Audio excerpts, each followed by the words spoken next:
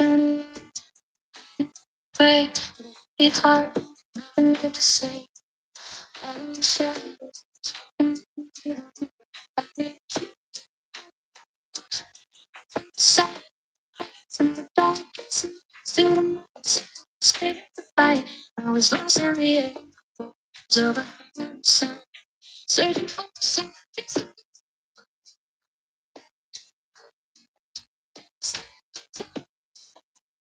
that you can see. Taking back the pieces, taking the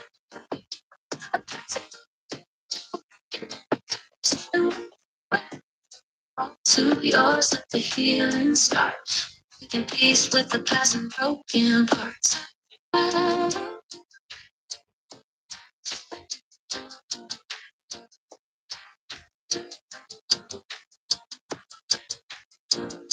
It's not just a story, it's a seeing where the trauma stops. And breaking generational chains.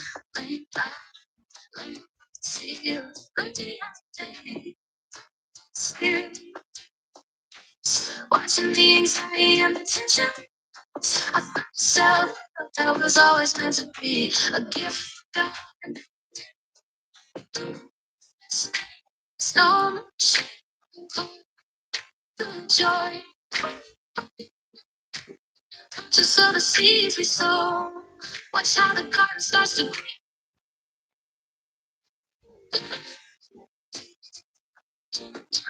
stand tall. That you can survive. From the floor, one to the depths of my soul. Taking back the pieces, making them whole. Turn me to heal, back to the light. Breaking every curse and we to yours, let the healing start. Making peace with the past and broken parts. So come spread the light and live your best life. Hold on tight. I'm loved.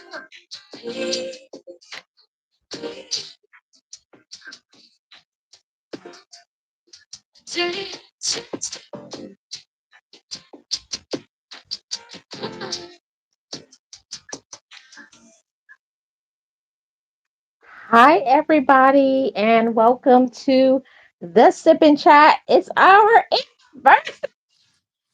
Oh, you should start with that song. It's our anniversary. Hello, Miss Marlene. Hey, everyone. Hey, girl. Hey, it's our anniversary. Thank you so much for Yeah. 2 weeks, Miss Nexie. I can't believe it. I know. I know. I'm quitting today. I'm glad we're doing this because that's it for me. I'm done. That's it. I quit. You quit, and then Yeah. I'll see you. That's okay. You won't let me quit. I won't, guys. I won't. I won't let her quit. So, But Miss Marlene, magic question. What are you sipping on? oh, today, Mister, because Go, go, go. and because I'm so dangerous. Oh. Okay, because I'm so dangerous, I'm having a Pepsi. Mhm. Wow. Very Ooh. You're right, dangerous. right next to Billy the Kid right there. And not law. Well, Miss Marlene, Huh? you want to Miss ask me? You want to ask me? You want to What are ask me? we today for our anniversary episode? I'm also very dangerous, and I live on the edge, and literally I do. Like it's, but not the point. The point here is I'm so dangerous that I'm drinking a very nice coffee, hot coffee with cream, and that's it. That's how dangerous I am. Just You- a regular old coffee.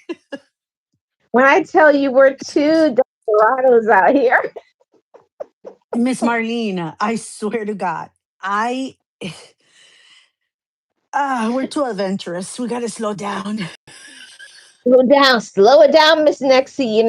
Not only you having coffee, but with cream. Come on, stop it. Okay. And no, my kids say if you slow any more than you already are, you're gonna turn into a snail. Like what? I'm boring. Is that what you're saying? Anyway, so yeah, here we are. How are you? How was your week? How was your weekend? And everyone in the chat, as you come in, let us know how was your week and your weekend, and how's your year going so far? Well, so far for me, Miss Nexie, things have been like it's been so much happening. You remember I said at the beginning, 2026 is going to be our year of the reset. Mm-hmm. And I'm telling you, this year has really and truly been a year of reset for me, of newness and changes and healing. I think it's just been, it's hard because, on this channel, we talk about trauma healing and personal growth and development and learning how to love ourselves better and being better, making better decisions and not standing for foolishness and being a doormat. And I think when this year started, I had like this zest to say, you know what? There's a few people that cannot go into this year with me. And Mm-hmm. that's hard because it's hard to close doors. But I know because I've closed doors, some great things has been happening in my life since I've closed doors. And that's actually a great thing, to do, especially if it's gonna bring you peace of mind, right? Because there's times that we keep those, somehow they say they close the door and then a window stays open. Whatever a window opens, whatever the saying is or goes. And I think that sometimes we do that with people that we love and have loved and cherished for a long, long time. When we close the door but we leave that window, right, for, I don't know, maybe reconciliation, whatever it is that we leave it on, open for. But I have learned, this year for me, it's a year of learning, right? It's a year of learning. It's a year of taking it easy, a year of concentrating of on my house and the things I need to do for it. And a year also, as you said, to reset, right? And not to leave those windows open, Miss Marlene, which is why I was saying that, because sometimes when you're trying to reset and you leave that past bad or toxic or whatever relationship with family members, significant others, friends or whatever, when you leave that open, it's always there. So you always have that person in your mind, right? And you don't want to just shut it down. But this year, I am doing exactly that.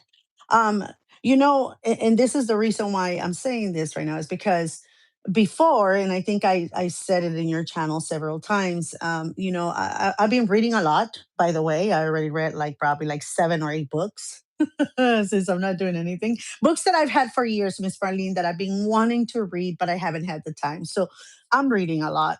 Cup of coffee, go outside, read for a couple of hours, come back and do whatever I have to do. But I've been doing that a lot. And in the past, I have said, that I'm the type of person that doesn't hold grudges, right? Because I'm not that person that is hating or, giving that bad vibe to people or trashing them. But I've been reading a lot, as I said, and I was reading something and somebody said, and again, you interpret things your own way, right? As you read, as you go through life. But this person said something about, um, holding grudges, and that it doesn't have to be hatred, it doesn't have to be trashing people, it doesn't have to be not talking to them, whatever. And the book says that, holding grudges, which is exactly what I think. I thought I wasn't that type of person who wasn't doing that. But holding grudges can also be a form of you closing doors, or ending friendships, with families or whatever, and not allowing the other person to agree or disagree or redeem themselves in a way, right? Not that you're going to take them back, but the fact that you don't even allow them that, that's a form of grudge. And I'm reading this and I'm like, whoa, whoa, whoa, whoa. That's not, that sounds just like me. That Wait, sounds just like me. next, I need for you to reverse, put and slowly reverse because I really need to like get this because in my thinking, I thought that was letting people go, but Yeah, me too. But then again, you can't do that, And I will always be under this misconception of, yeah, but I let him go, but I don't hold grudges. I just let him go and whatever. But not allowing them to not giving them a reason or saying, you know what, this is not working because of blah blah blah, and that's it. We don't call me, don't talk to me, whatever, and alienating yourself from all of them, kicking them out to kicking them to the curb, avoiding them in any setting, not allowing them, their say is also a form of holding that grudge. Again, it's like I was like, whoa, no. I mean, seriously, like that's not even. Yeah, that's totally me. But then again, it says there that it's also a form of protection, Miss Marlene, mhm. because remember, you and I grew up in an era that talking about your feelings wasn't a thing. They would look No, at no, no. you funny. They would look at you side eye like, girl, I don't got those. So I don't know what you're talking about. Leave me alone because you're making me uncomfortable. Like, what's wrong with you? Just live life. You're here. You're eating. You're breathing. You're here. Like, what do you want to talk about those feelings? So we never were encouraged to do such thing. So we've been living life with all those scars, all those fears, all that misinformation, the inability sometimes to express our likes, dislikes, our expectations of people or friendships or relationship. All of those things can, sometimes make you push people away, right? But again, it's something that we weren't taught or we weren't Mhm. allowed to do growing up because if you did, you were weak. What's wrong with you? Your other siblings don't have this need of yours to be talking about feelings. And so, we don't have that ability. So it is a form of protection because we know we're gonna get hurt. And why I'm gonna protect myself. So before that happens, you push people away because people have done that to you Yep. over and over and over. So it's like it's a form of us saying, I'm going to go ahead and cut you off so I can protect myself from Subconsciously, mhm, before you do anything. or worst, before you betray me even worse than you have done. And this is the thing, I've always had I'm a very like, I don't know, how can I put it, I don't see the world through rose colored glasses or whatever it is that the saying goes. I don't. I see the world as real as it is, right? So I don't have that, which is probably why, Miss Marlene, you and I agreed to disagree on those horror movies you watch, the romantic ones.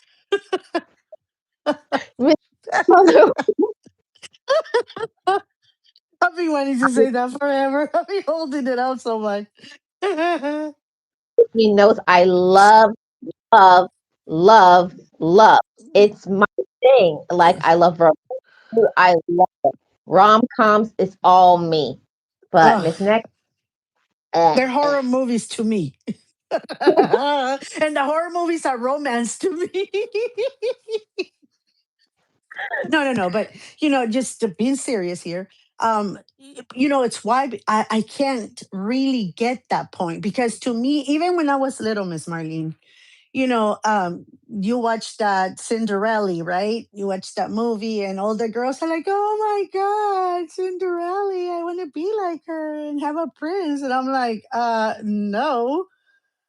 Like I'm gonna handle the stepmom and the sisters as soon as I get older. I'm gonna handle them myself. That broom is gonna be, break broken in half in somebody's head. Like, why do I need a prince?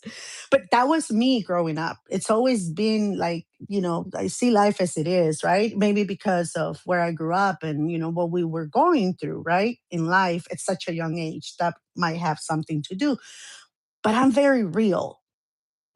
Like, so when people say, oh, yeah, they did this romantic thing and, their wedding and it, da, da, da, da," and I'm like, okay, that's cool. That's nice. I didn't know they did that on weddings, but I don't gush about it because I'm like, okay, it's,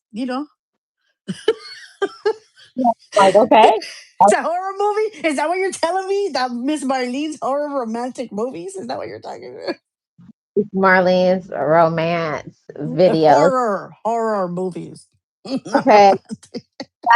to agree to disagree because romance is But everything. This yeah, next Miss seat is Marlene, but my point, I'm sorry to interrupt you. What I wanted to say here is that sometimes what we think we don't have, what we think we're not suffering from, which is what I've learned as I read this book and I'm almost done with it, it's a reflection, right? That me thinking that by cutting people off, by letting them go, by never speaking to them again, but not allowing them to understand why I was doing this or give me their side of the story or whatever. By doing that, I was resenting them. It's a mm, form of grudging, holding grudges or grudging that person and resenting them, even though I said I don't do that, that's a form of it too. And again, it's something that I learned, reading this book on, improving yourself or whatever. But I'm doing that as I go, that I'm learning that those things that I thought were like make me so cool and I wasn't part of the, oh my God, holding grudge little gang. I am part of that in my own way, right? And I'm learning to now this year I need to make a different choice when it comes to that. That person that I'm having trouble with, I got to go and talk to them and see what they have to say. Allow them to say whatever they have to say.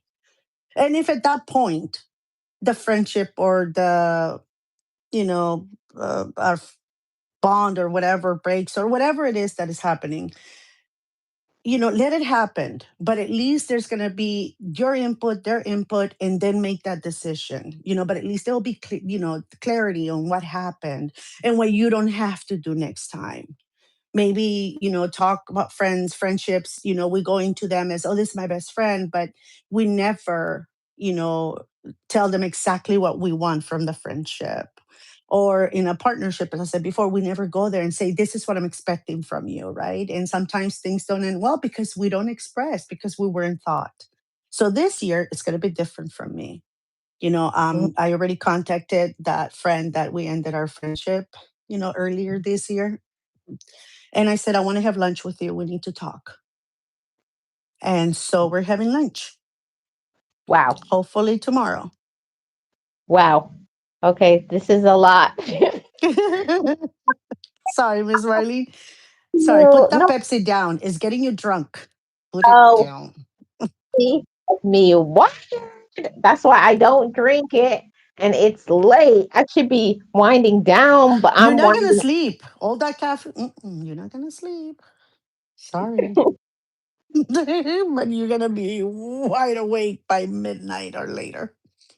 I'm going to be wide awake. I'm going to go into what it was called, the second wind.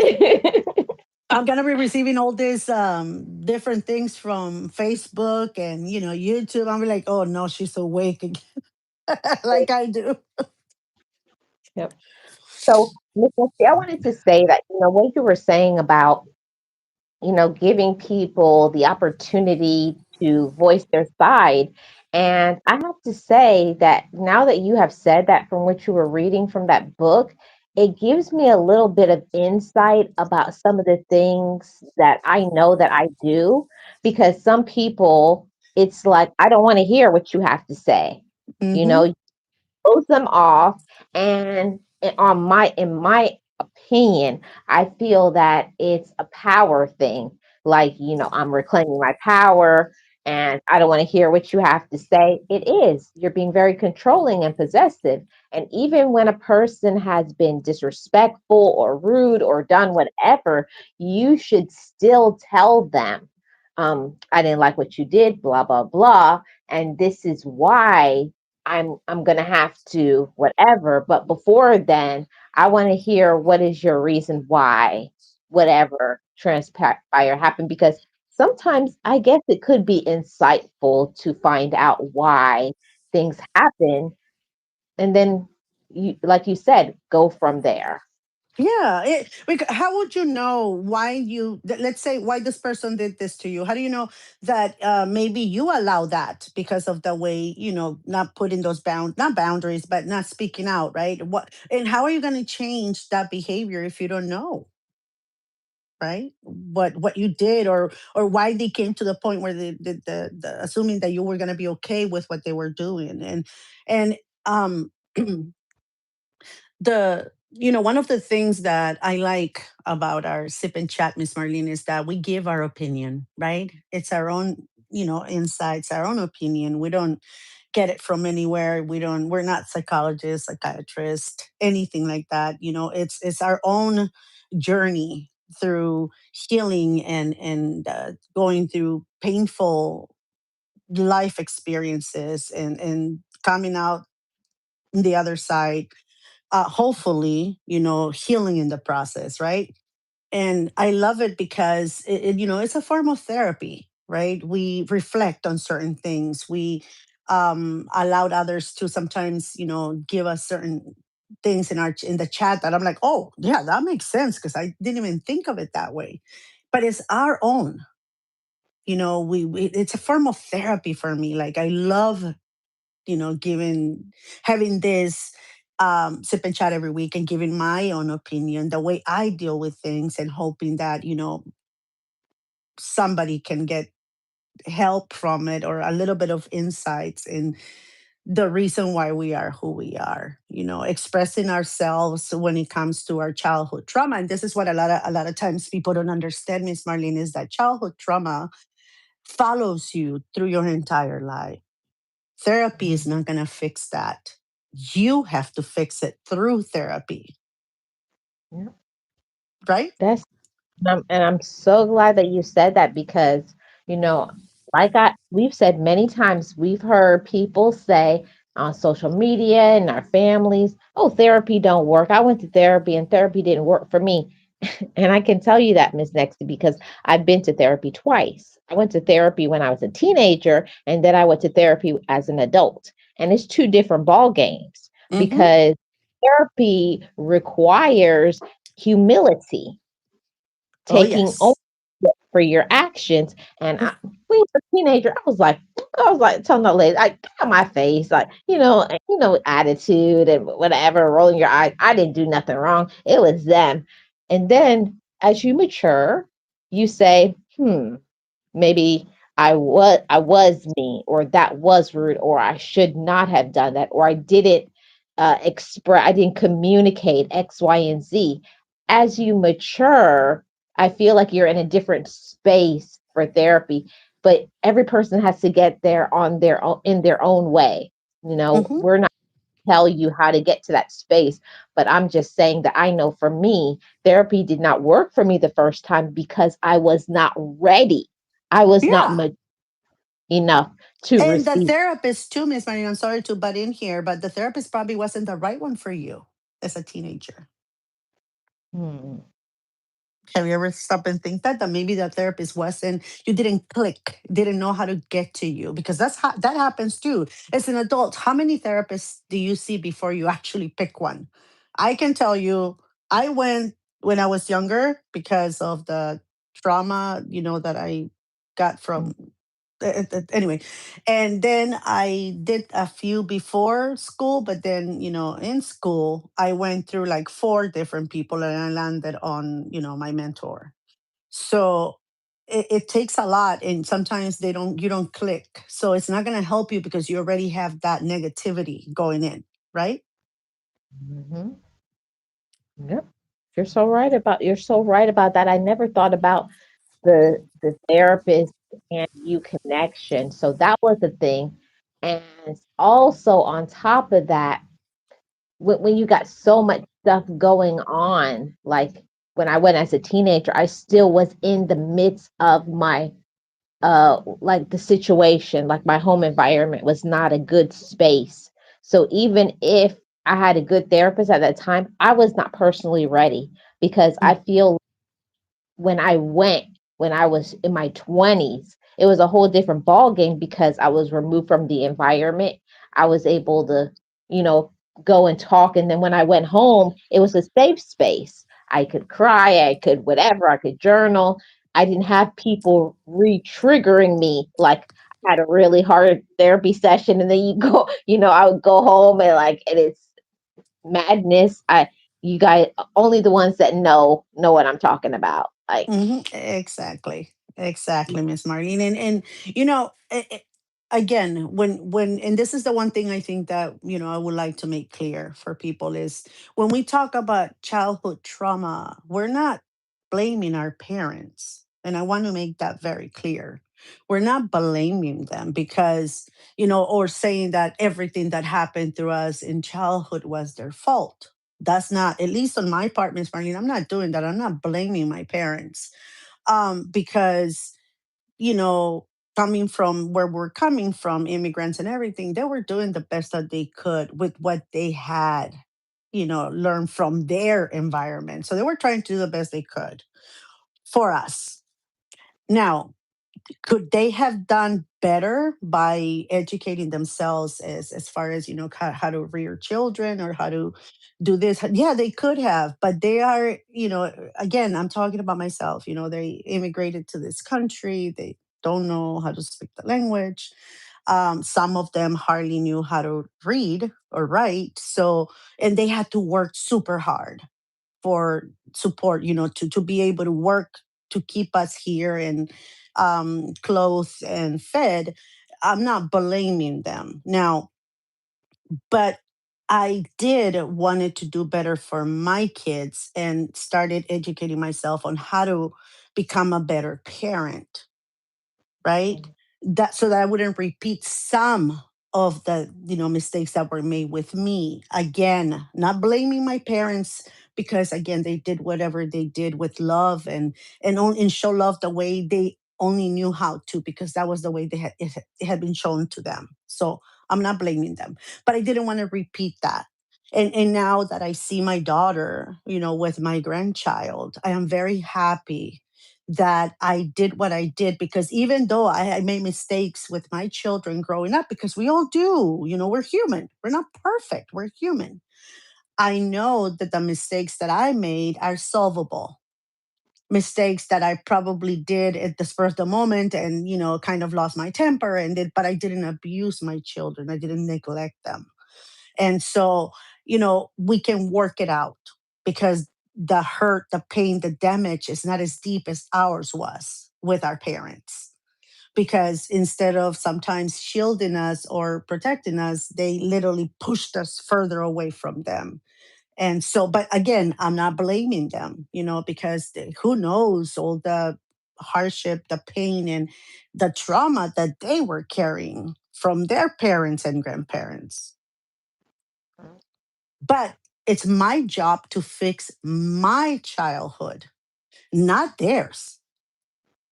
That's my job now. If this would have happened when I was little, they would have said, you know what, let me take her to therapy because I'm maybe messing up or there's something wrong with her. That would have been theirs. But now that I'm older, all the trauma that came before me, before I got to this age, I have to reconcile with it. I have to fix it without blaming, without hating, without anything, putting anything too deep into my parents, because they did, again, the best they could with what they had. yeah. And I'm glad that you said that.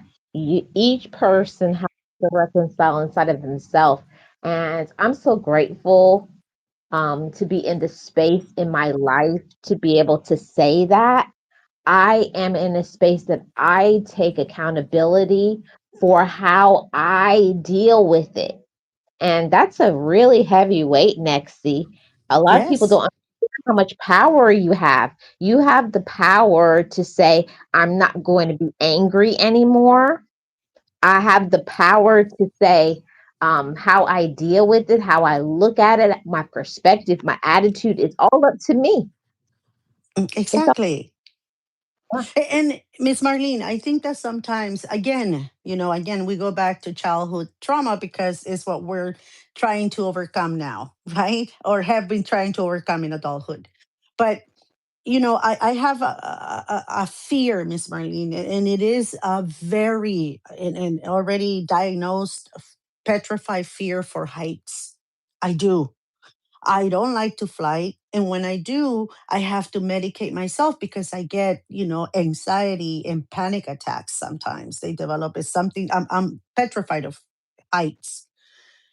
When I will voice this or I will freak out on something like that, I will get the stop it with that. Just cross it. Just get over there or look down. Who cares? Like I will get dismissed on this horrific fear I have and about heights.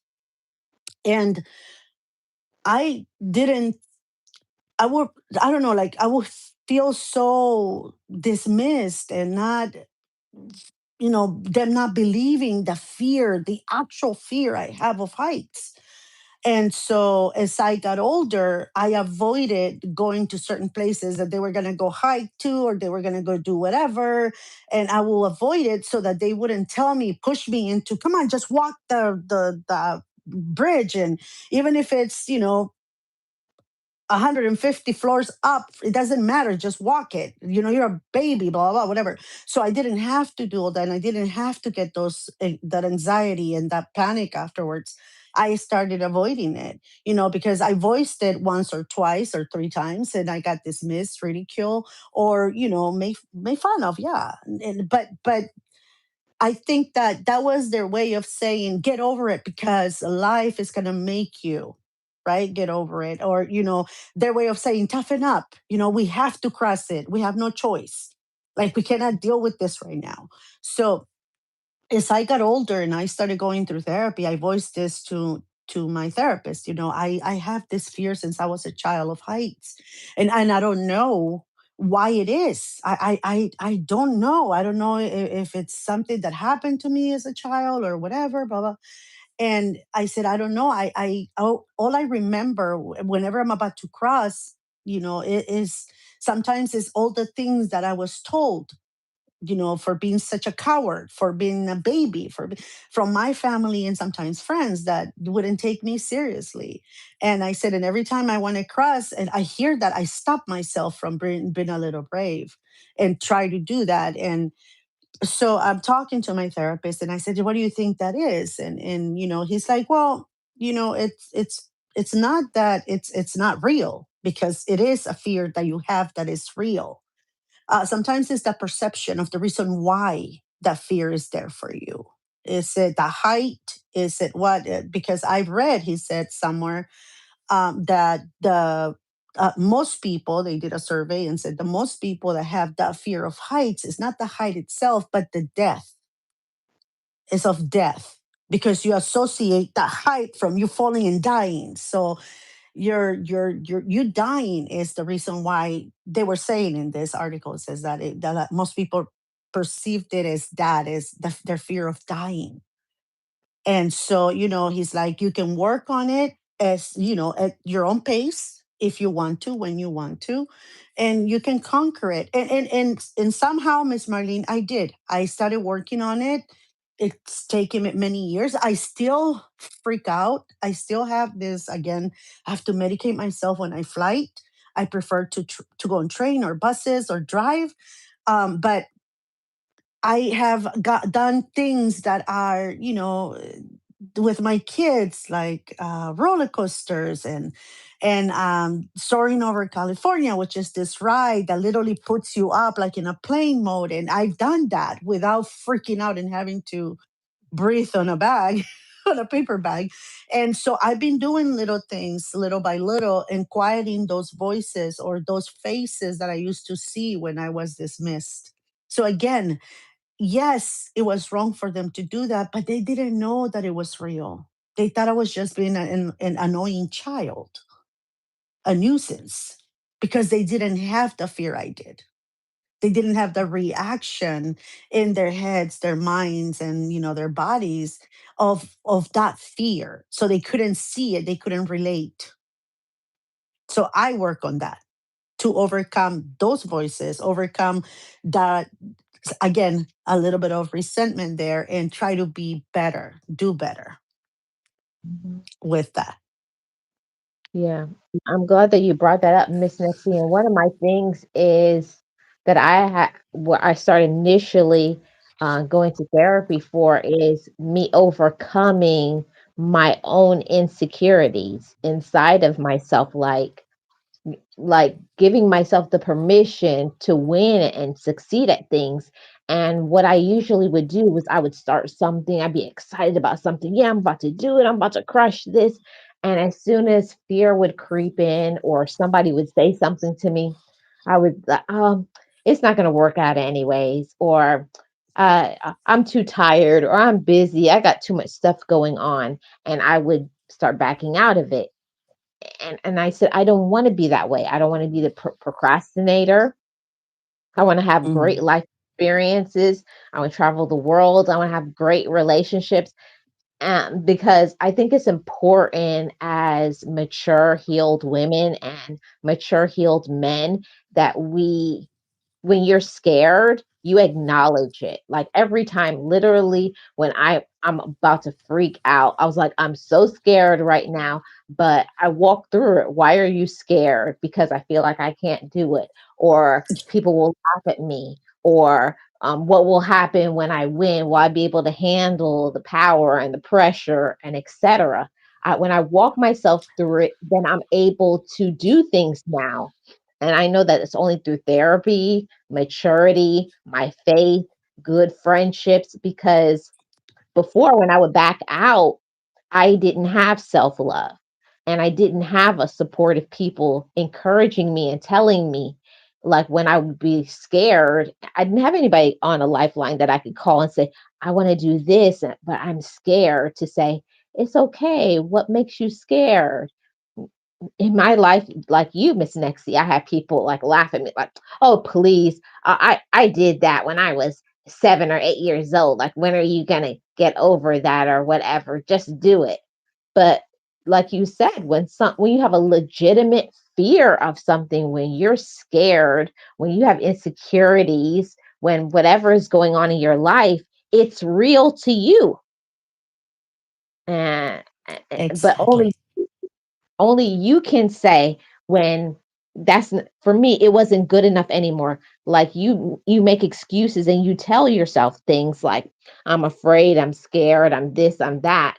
But what motivates you to surpass that?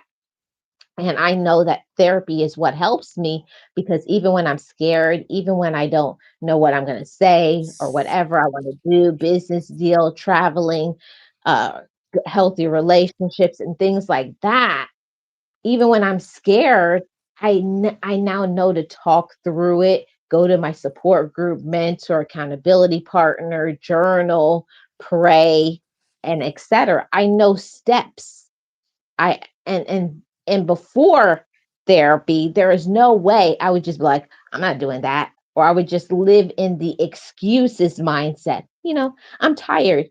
And I would talk to myself out of things. I would talk myself out of my blessings. I would talk myself out of doing good things for myself, like taking care of my health. Well, you had a hard day. You deserve that ice cream. Whatever, it looks like it's about to rain. So we'll go for a walk next time. But now, even when I don't want to, I was like, I'm still going to be tired. Even if I sit here watching TV, I might as well just go for that walk anyways, even if it's just a few minutes. And I usually do more than a few minutes. But for me, it's just about being consistent, persistent, and not sitting in that I don't know, or that fear, or that whatever. What are other people going to think about me, or what do I think about myself?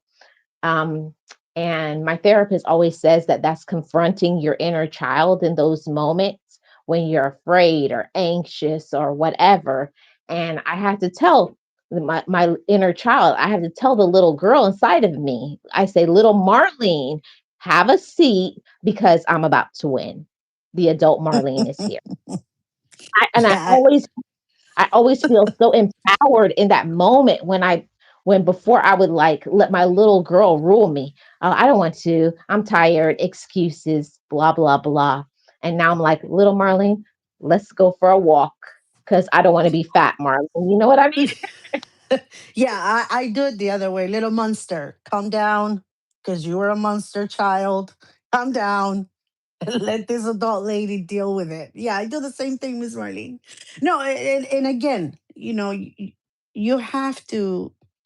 I know that as people, right? We come from huge families and we have sometimes more input than we need as children, more criticism than anybody else sometimes because we come from such huge and very close knit families.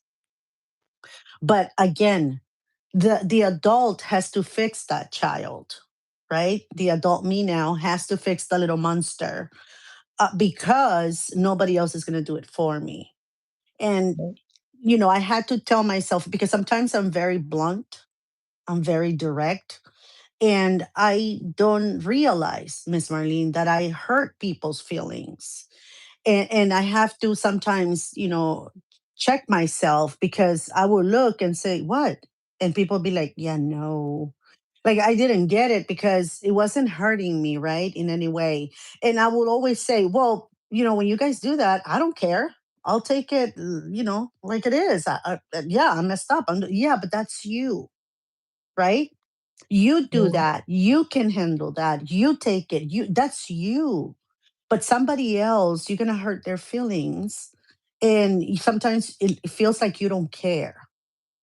And I'm like, because I'm being direct, because I'm telling them that if they continue to do stupid things that they're doing, they're gonna die from diabetes or whatever. Yes. That is wrong. You can tell them the same thing in a different way that it doesn't hurt them. So I had to learn to kind of like, okay, all right, yeah, it doesn't bother me, but it bothers that person, right? I can't be that direct with this person, or even if they know me and they love me for who I am, it doesn't matter. I can't. I have to kind of like put myself in their shoes, even if I can't understand it. I have to kind of like take a step back. So I had to relearn sometimes, and I have to still to this day. I have to kind of fine tune how I talk to people sometimes, because again, especially if you're an older person, right, that you should know better. So I have no filter when it comes to that, but I had to learn that I can't do that. That not everybody's going to take what I say lightly. It's probably going to damage them even more, because words can be even more powerful than any other thing that can hurt you, right? And of You're course, so not more powerful than a pew pew, but more powerful when it comes to wordings. It can hurt you very much. And so I had to learn to do that. And I went back to the little monster I was growing up. And sometimes my family members will say things so hurtful, will just blurt things out, call my sisters out, my father, and they will be like that. So, in a way, I had to heal that part of me so that I can sympathize and not be the same way that these people were to us, right? Because they are so hurtful to you, and you develop this tough shell, but not everybody has it. So I had to learn to do that and heal that side of me, and heal it so that I can allow things to bother me, so that I can then sympathize on how I was treating other people. yep. And it was up to me to do that. Nobody else can do it for me, right? Because I'm the one who's supposed to be healing me. um Another thing is, I many a times, especially now that I'm older, I have had to sometimes put myself in, my father's shoes, right? Because he's the one who raised us. And sometimes I have, said things, I did things growing up that were hurtful. And then, I'm going through that with my kids.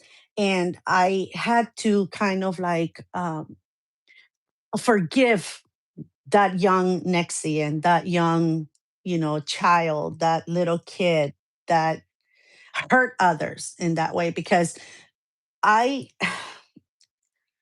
my father sometimes would put certain limits that I thought, oh my God, I know what I'm doing. Like I'm grown. I don't know why he's not allowing me to do that. And I will say hurtful things and rebel sometimes, and, criticize the way he was doing our upbringing and stuff like that. And in a way, because I was doing all of that, now when my kids had their turn of criticizing and doing that, um, I was like, I don't care. That's the way it's supposed to be done. And I'm saying it, and that's it. And you're going to do it. Or even if you don't like it, you're going to do it. And, you know, I don't care. I wasn't thinking of how I was affecting them, right? Or how I was coming out so rude or so, my lack of understanding. So I had to heal that and forgive myself too for being such a little thing, the little brat with my dad. And I asked my dad for forgiveness as well. And I was like, I'm so sorry I was such a pest. And my dad was, no, you were just too old for your age and you were acting as a grown up when you weren't. But that's part my fault, he says, because of me being a single parent and being a male, you guys had to grow up. You girls had to grow up faster than any other girl because you didn't have a mom. And Yep, I was you're like, right. what?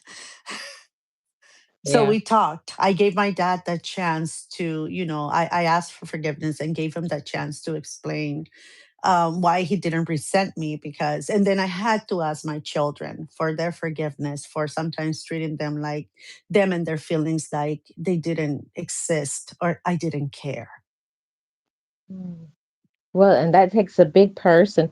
Hold on a second, Nexie. I want to acknowledge. Thank you so much, Real Odds and Evens, for the super chat. I appreciate it. Thank you so much. Miss Nexie, that what you did right there, going back and asking for forgiveness, that takes a lot of guts. It takes a lot of maturity, and it also shows your heart, that you have a kind and pure heart. Because I'll tell you something, the majority of people will say, yeah, I was wrong, or yeah, I did wrong things, but have they ever gone back and said, so and so, if the person is still living, back 20 years or whatever, I did X, and I just want to tell you I'm so sorry for any pain I caused you, or etc. It takes a really grown, mature woman or a man to do that, to look at somebody and then to absorb it and listen to what they say. You hurt me, you did this.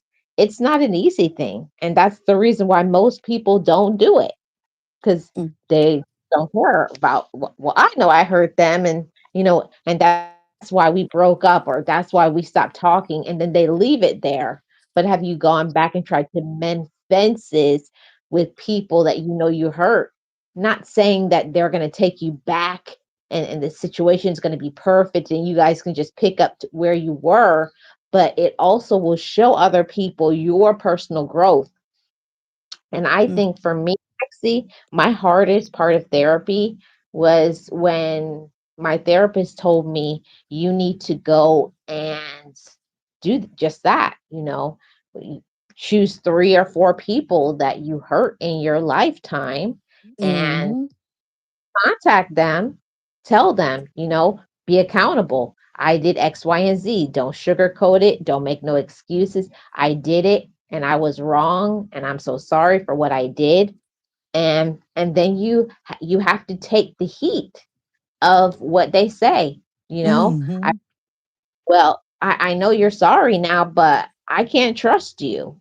Or I can't be your friend anymore. You caused me too much pain. You did X, Y, and Z. And that's hard to absorb, the backlash or the smoke of your past.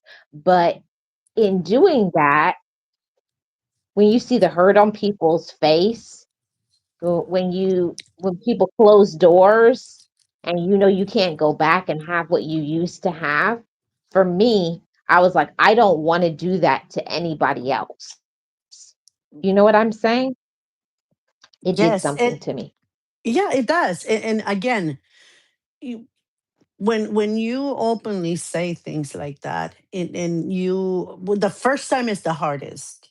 At least for me, it was sitting down with a person and saying, you know what, I know a few years back I did this and this and this, and I want to ask you, for your forgiveness. I'm not saying you have to forgive me. right? I just want to ask you for that forgiveness for, hurting you, or if I ever did that, which, I've learned that if I ever, of course we all do. We all hurt people. Sometimes not, because we want to. Sometimes our mouth runs, it scores faster than our brain does, and we hurt people, right? But I had to do that. And Miss Marlene, when somebody said to me, well, yeah, you're right, I don't have to forgive you and I don't want to, that hurt me. But it taught me that my actions, and my words and everything have consequences. And sometimes I cannot repair what comes out of it because, I was quick to action, quick to react, whatever. And the fact that that person said, yeah, I accept your, what you're saying to me, and whatever. And yeah, but I cannot. And we're done. That's it. I just, I'm glad that we talked, but you know it will, like you said, it will never be the same friendship. I don't even think, she said, we can even have that type of friendship anymore. So I want to just leave it as it is. You go your way, I go my way, and we'll leave it at that. And it Mhm. hurt me because this person was very important to me. But again, sometimes we do things to people that we expect for them to always be there for us, right? Or we say things without even thinking, how harmful, how hurtful, how horrible we sound, and or sounds to them. But that was the really hard thing to get after that first one. And after I allow myself to absorb that pain, that disgust I felt inside from what I had done, and how it hurt me to hear those words, it was easier for me to go about whoever I was going to have to apologize to.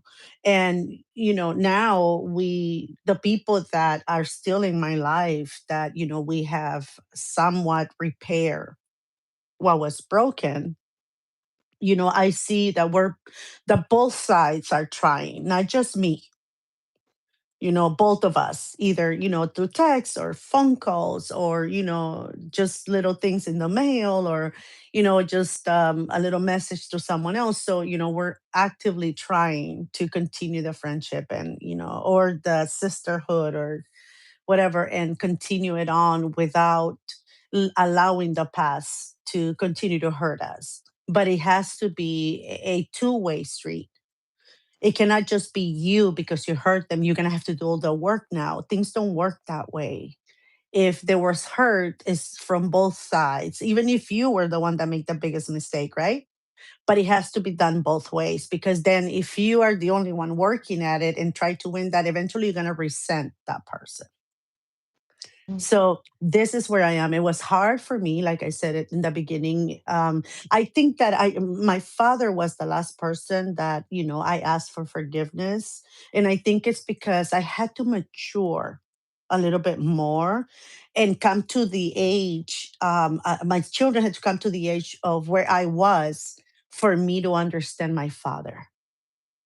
I think that's what happened. It's why my father was the last person that I asked for that forgiveness, and that also telling him that I understood where he was coming from, and I appreciated everything he did for me, right? Because I am who I am now because of his patience, his love, his understanding, and everything. But he was the last one because I couldn't understand how much this man sacrificed for us, how much this poor man took from us and put up with us.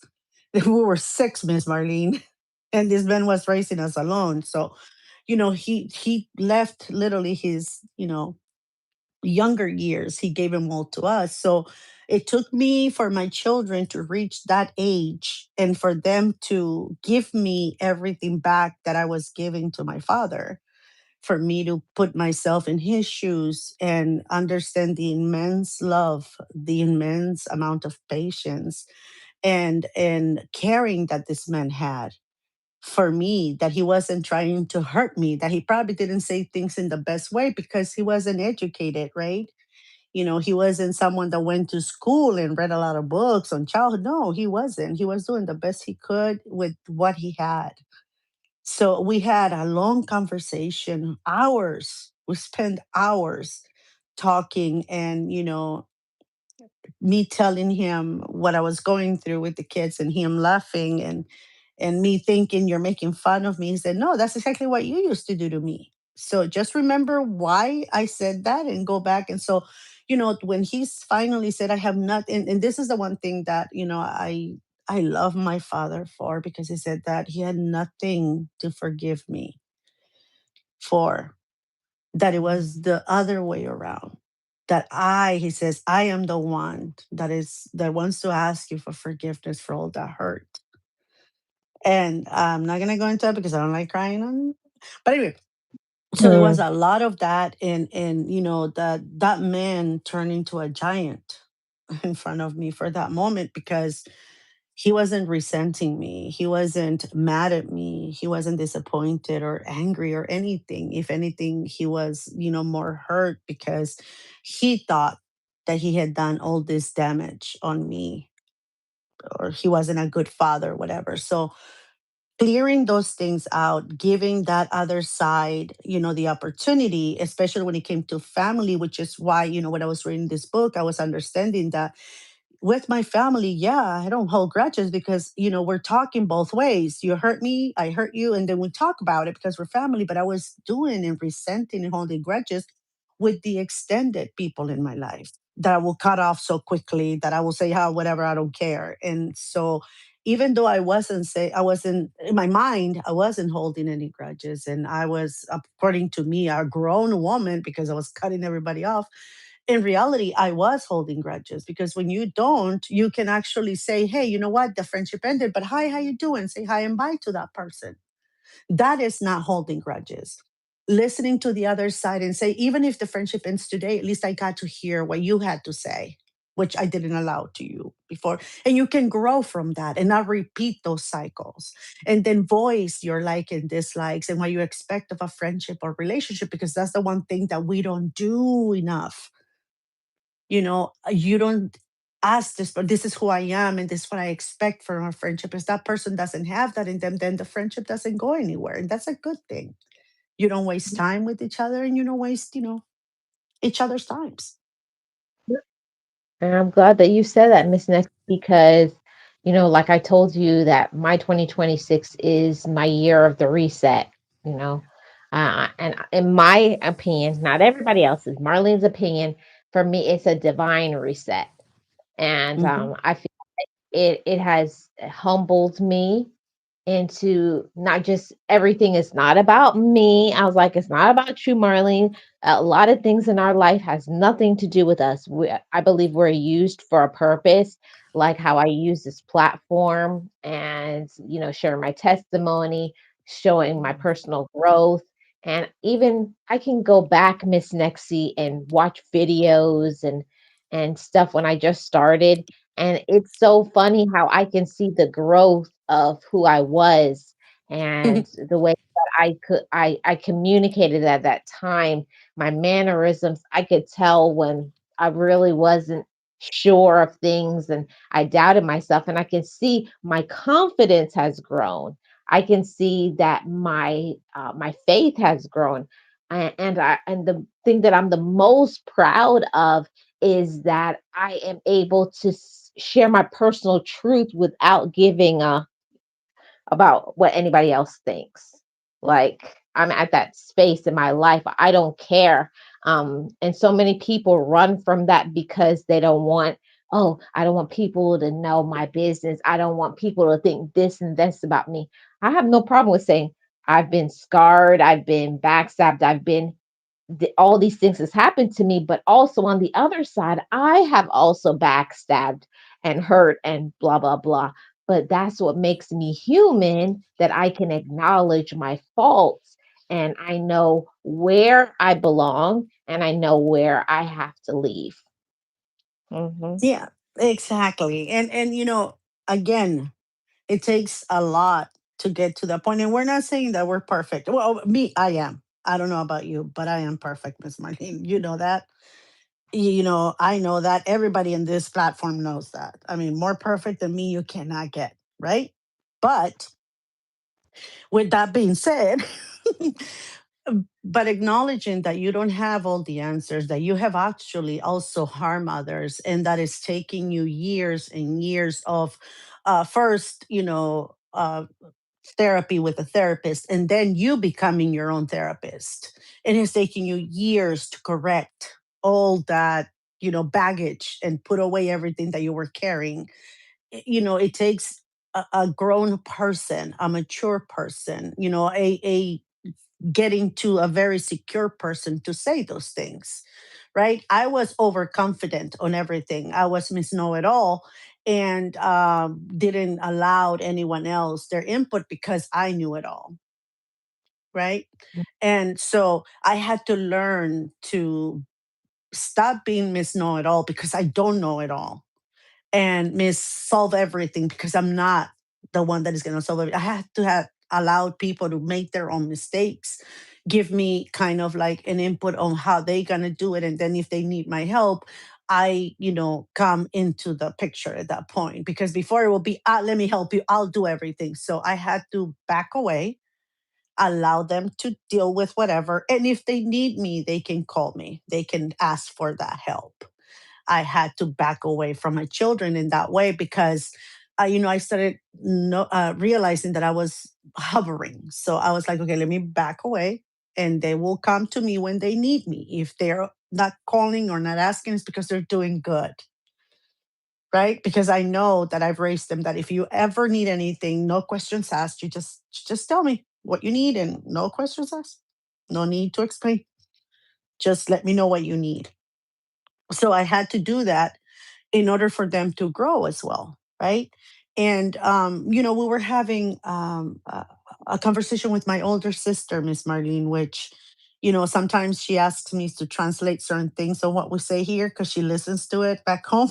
But she doesn't really understand everything. Her daughter sometimes translate. But we were talking. She was telling me that her biggest how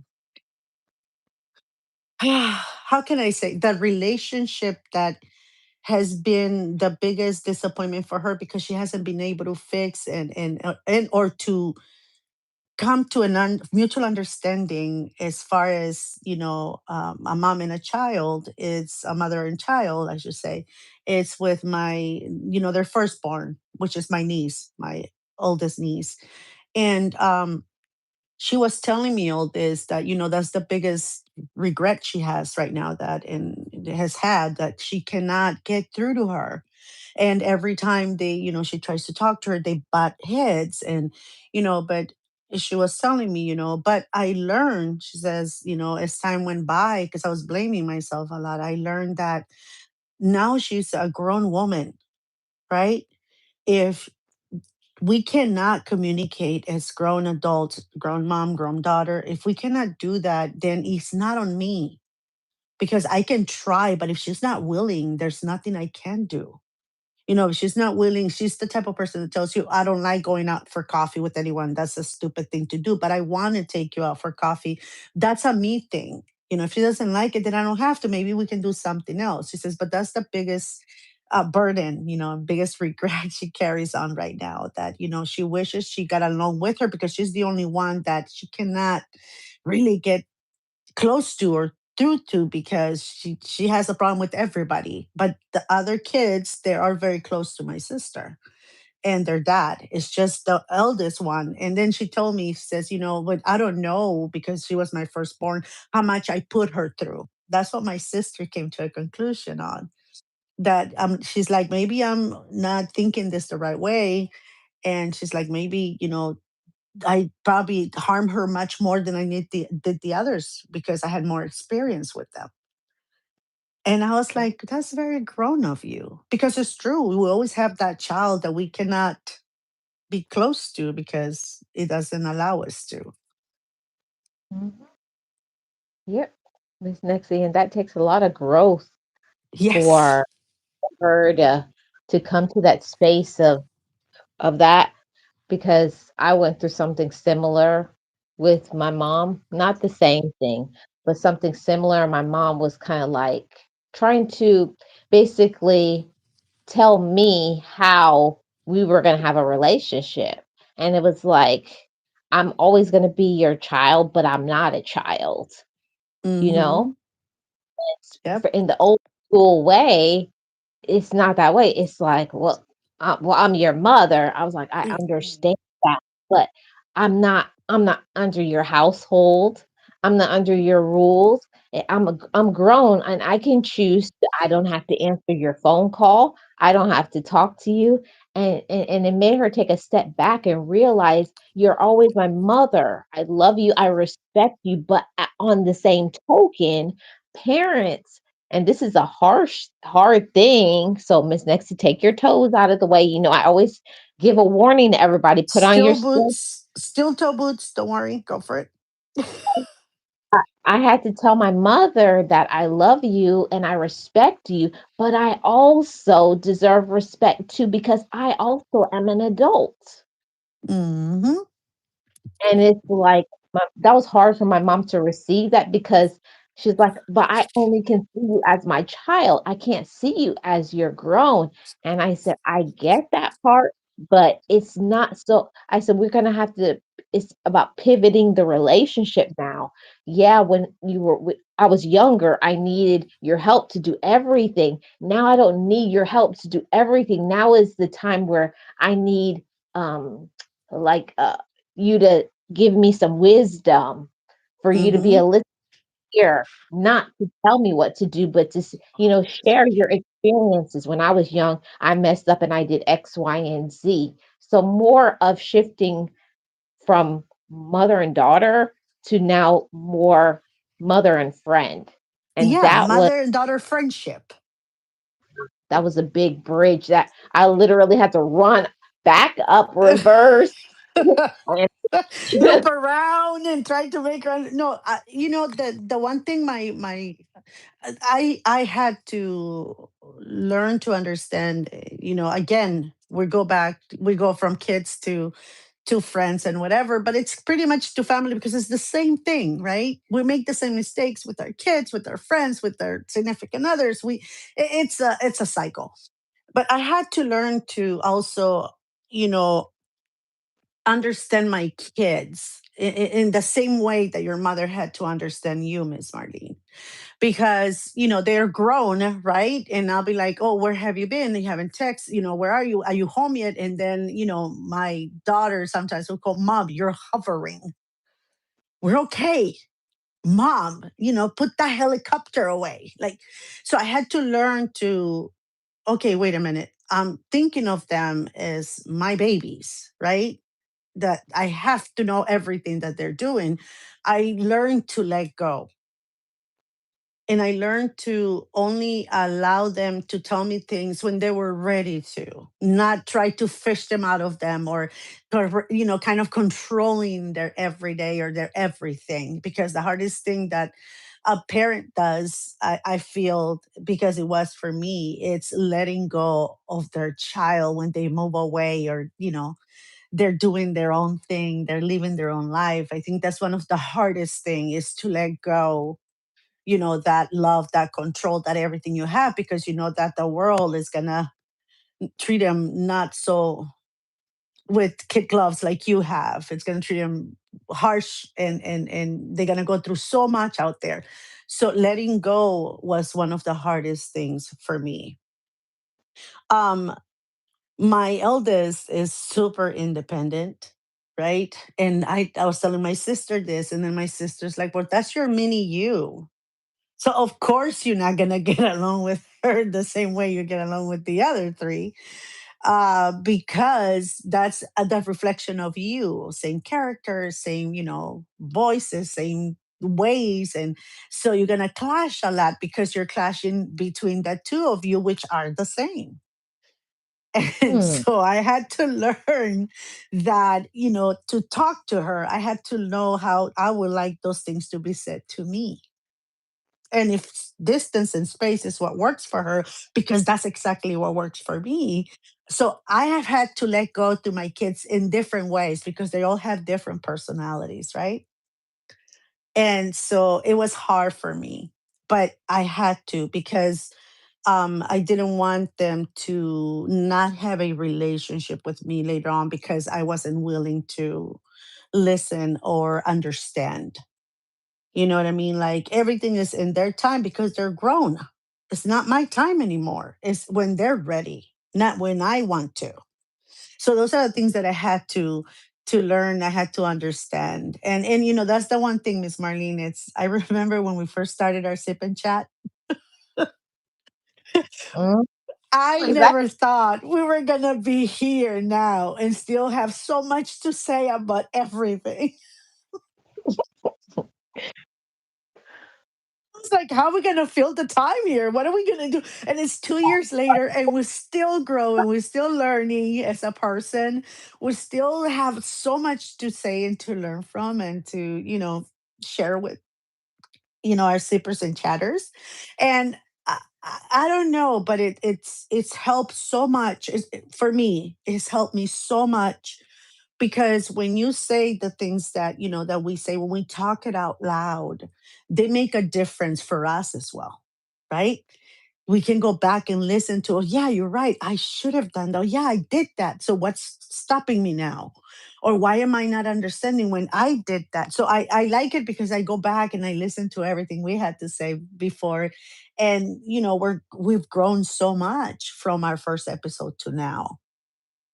So The much. so much, yeah. And the themes, the things that we talk about, for me, it's an everyday thing, right? It's all the fears we have, it's all the trauma we're carrying, because that's the one thing we're never going to get rid of. I know that people say, you can overcome your childhood and your childhood traumas. You can overcome them, but you can never get rid of them or forget them. They are with you every day, every day, every night, every single day.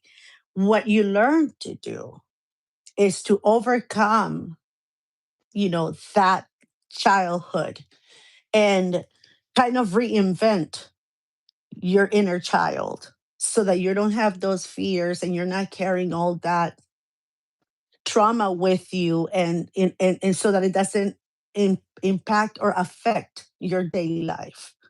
The fears are still there. The trauma is still there. There's days that I have that I'm really down because I'm going down memory lane, which is something I don't like to do. And I go back to everything that has happened, that happened to me. And then I start like the process of, why wasn't anyone there to protect me when this and this was going on? And then, so I have to stop myself, because that's when you start building that resentment or that anger or that rage. And then the wounds come back, and then you start developing those fears and that protection shield that you put around you so that nobody hurts you. So I have to battle my before therapy inner child, and allow the after therapy inner child to continue living this world without affecting others with everything that happened to me. So I have to kind of like you said, give that permission to the new inner child and say, hey, now you take the lead. The damaged child in me is going to stay on the side, just to protect you and warn you certain signs, but not to allow that inner child to lead my life so that I don't affect others, and so that I can protect myself in the best way, but I can still live a full life, a happy life, and a no so protective life. And I'll tell you something, Miss Nexie, that was very profound, and I have it written several places in my journal, all over. I have it written down in books. I even had it framed at one period of time. Is that you never learn to get over your trauma, but with, in my opinion, with grace, with humility, with strength and courage, you get through it. For and that's very profound for me, because it's not about avoiding, it's about facing it and looking at it and say, guess what, I'm not afraid of you anymore. Hmm. You scare me. I'm not scared. Like, I'm not embarrassed that X, Y, and Z happened. I'm not afraid. I'm not scared. And the words that people say, it rolls off my back, because when you are introduced to confidence, self love, awareness, your faith, good relationships, you are strong enough to endure anything that that comes your way. But when you Mhm. don't have things within yourself, you're going to crumble like a deck of cards. It's going to Yes, crumble. yes, exactly, exactly. And that's the again, that's the thing that I have had to fight with every day of my life because, again, I had, you know, a trauma from the country I lived in because of what was going on. But then I had SA, and I had all that. So it was bottled up inside of me that I wasn't working on it. I wasn't allowing anyone to know about it. And I wasn't processing it or um, giving people the right kind of attention or love. I was keeping everyone at a distance. And even, and I hate saying this because, I this stays in in the world, but I have to say it. Even when I got married, it wasn't because I was so in love with that person, because I wasn't capable of loving like that, because I had not worked the turmoil I had inside of me. So I was still fearful and incapable of loving or giving that type of love or seeing that type of future, because again, I don't see life in those rose colored glasses. I'm a realist and high realist. And so I'm the type of person that is, 5 steps ahead of you. So I went into our marriage, I, of course, I like my husband, I care for him and everything, but it wasn't that I was madly in love with him, because I'm not capable of that. And I wasn't back then, and to this day I'm not capable. I don't understand how you can lose your head for someone like that, which is why those horror movies you love so much are funny to me. They're horrific because I cannot relate, and I think that's why I don't really enjoy them. But I even asked my husband, my ex-husband now, for forgiveness on that, because I'm like, did I mislead you somehow, thinking, making you think that I loved you and that's why you married me, and I'm so sorry. And he's like, no, no, no, I knew that you didn't care for me the same way I did, but I also knew that you probably had a lot of trauma in you, a lot of things that you had to work on, and I didn't mind. And so, the fact that he's older than me was probably why he had that ability to see that and doesn't resent me for not, loving him that way. And again, it's something that I had to work on, and eventually, yeah, I love my husband. I learned to love him very much and care for him. But I never been that person that cannot live without that other person. I admire people that can do that. I do, because I'm like, God, I wish I could do that. But then that real me says, hell no, nope, nope, I couldn't do that. Like, the only people I love with everything I got, without fear, without reservation, without anything that stops me, is my children. Those are the only people that I can truly tell you, Miss Marlene, that I adore, I love, and God first, and then my children, right?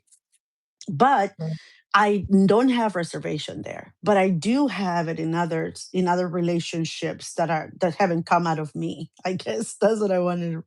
Mhm. But again, it's something that I had to work through, and it was funny, Miss Marlene, because once I started working, I started in my therapy, and I started going, chapter per chapter, because it was like a book. I don't know if you felt this way, Miss Marlene, as you were going through therapy.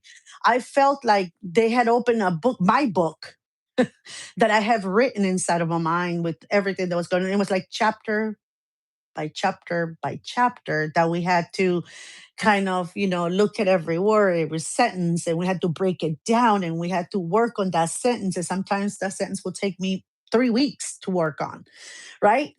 But we had to work it out. And so for me, when I opened that book, that it was in my head, I was able to feel more in and fear less of people getting close to me. I don't know if that makes sense, but because I had this fear for people when they got close to me, because I always, I don't know, I will push them away because I think that I was afraid that they were going to hurt break my heart or something. I don't know. But as I started working on it, I was more able to freely give my, love that person, care for that person. And even if in my head that little bell was going, "Hey, watch out, this person's gonna break your heart, or this person's gonna hurt," even if that went on, I was able to tune it off and allow the friendship or whatever to go through. If it ended, hey, that was okay. No problem. But at least I had the ability now to do that, which was something I didn't have before. I Wow. don't know if I'm That's expressing myself right. You're expressing yourself very well, Miss Nexie. And what you're talking about, it takes a lot of courage. It takes a lot of courage as a woman. It takes a lot of courage as a man to, take ownership of everything that you are, everything that you've done, and then to make choices moving further to make healthier choices for you. Hmm. And people don't understand how difficult that is because you're I feel like sometimes that you're being pulled on all sides, like, oh, everybody wants your time, your attention, your this, your that, but you ultimately have to make sure you're filling up your cup and you're taking care of your mental health and your balance spiritually before you give to other people. Because I'm speaking for myself, when I don't fill up my cup and I don't, empower myself and do everything that I need for me first, I always wind up resenting people, Hmm. or I wind up saying this person did this and this to me. But on the back end, I had to own that you allowed that. You allowed it. It didn't just Hmm. happen, you allowed it. And that's why I said I had to grow from that. Don't blame people for that. Oh, they hurt me for years. Then the question you need to be asking yourself is, why did you let them hurt you for years? Hmm. That's Exactly. a heavy. Well said, Miss Marlene. Exactly. Why did you allow that to happen? Or I think I told you, when we went on our camping trip last year. We talked. My ex husband and I, we talked because we took our youngest son. We took him on a camping trip, and he invited me, and I said, yeah, of course. So we went. We were in nature. We had time. Instead of just being nice to each other, courteous to each other, we had to live with each other, right, for that week or whatever that we stayed. And we talked. We sat down, and we pretty much talked about how we got to where we are now, which is separated and divorced, right? And we talked to each other. We went deep into what happened, and I asked them, like, I'm sorry that I allowed some things to get too far, and without saying anything, without voicing my wants, my needs, my concerns, my desires. And I allow you to also continue to go on with what you were doing wrong. I said, I'm sorry that I didn't say anything, because I feel that by doing that, you continue a behavior that I didn't like because I didn't voice it, which is why I understand what you're saying, Miss Marlene. And I apologize to him for that. And I also, and he apologized for that too. He says, yeah, I know, I also wasn't present because he was working a lot, traveling a lot, and I was literally mom and dad for our children, like pretty much all of our marriage. But we were talking about that, and then I said, and I am sorry, that I stay with you and allow you to think that we had a good marriage when I was literally not, in love or in a good marriage after, our third or fourth year of marriage. I'm sorry that I misled you that way. I should have said, I don't want this marriage anymore. Maybe it would have been better for us, you know, coming this full circle, right? This way. And he's like, no, you know what? He says, I'm glad that you didn't, because our children are, as good as they are and everything, because, they had both of us in the same household. That when we got, when we split up, our youngest was 10 years old. So our oldest kids were older now. So they understood even more, and they were okay, maybe not 100%, but they understood, what was happening, and they were okay knowing that they were going to have both of their parents in the way we handle it. But I did, apologize and said, no, actually, no, I appreciate the fact that you did it, because, look at our kids. I think that if we would have done this, when they were a lot younger, they wouldn't be who they are now. So I'm grateful that you didn't. And he said, and in a sense, I think I knew. In my own way, I think I knew, which is why I probably did what I did. And we were talking very in depth, Miss Marlene, of everything that we did wrong, in our relationship. And we asked each other for forgiveness, and we talked, and our relationship is not of a husband and wife now, which we make very clear. Our relationship is two parents that are going to co-parent their children for the rest of our lives, not theirs, because hopefully we'll go before them, right? But for the rest of our lives. So we have to have a sort of friendship, a loving friendship, not just a friendship, but a loving friendship that kind of resembles the love we have for them. We have to have that with each other. Even if I can't stand him sometimes, and even if he cannot stand me sometimes, we gave ourselves permission to not be able to stand each other sometimes. But when we come together in front of our children and for our children, we are going to be the best people that we can be with each other in front of them, because, you know, they deserve that. Mm. Oh, Miss Nexie, you said that's heavy. I gotta sit with that for a little bit. Mm. Sorry, it just came out. That was heavy right there. It Mm. is. It is, Miss Marlene, because I was blaming him. Remember, I told you? Oh, I was blaming him. Oh, he did everything wrong. I had done nothing wrong. I was the perfect wife. I mean, seriously, I was a perfect mom. Like, how could he, right? How could he do this to me? But when my therapist started going like, okay, so so marriage is over two. So what did you do for your marriage not to work? I think that's when I started thinking of all the things, and I wrote them down. And I always had in my head that one day I was gonna talk to him with the truth, not the half truth or half lies that I had spoken to him in the past, as we were, upset with each other, going through our divorce or whatever. I was going to talk to him with the truth, and yeah, we did. We let it all out, and it's a beautiful thing. Again, I'm never going to love him, as the partner I had before, but I can love him as the human being he is now, as a good father he is to our youngest son, because the other ones are older, right? And the good father that he will be in the future to them when they're ready to come back, you know, to be part of him, right? So I can love him for that, and I can appreciate him for that. Whatever happened between us need to be left in the past, and I have had to work on that myself, because I was allowing the past to come into the present, so we couldn't move forward into a better relationship, because I was dragging all this. And so was he, as he told me that day. He's like, yeah, so was I, which it was dumb. But, that conversation, Miss Marlene, I think it's the second hardest for me. The first one was with my father.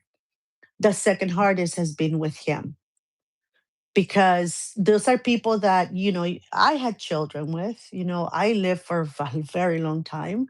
um I married, I divorced, so it was very hard, because I think he was the person that knew me the least, even though we were married and he should have known me the most. I don't know if that makes sense, but I never allowed him in So Yeah. yeah, it was the hardest one, but it was, it's good. It's a good thing.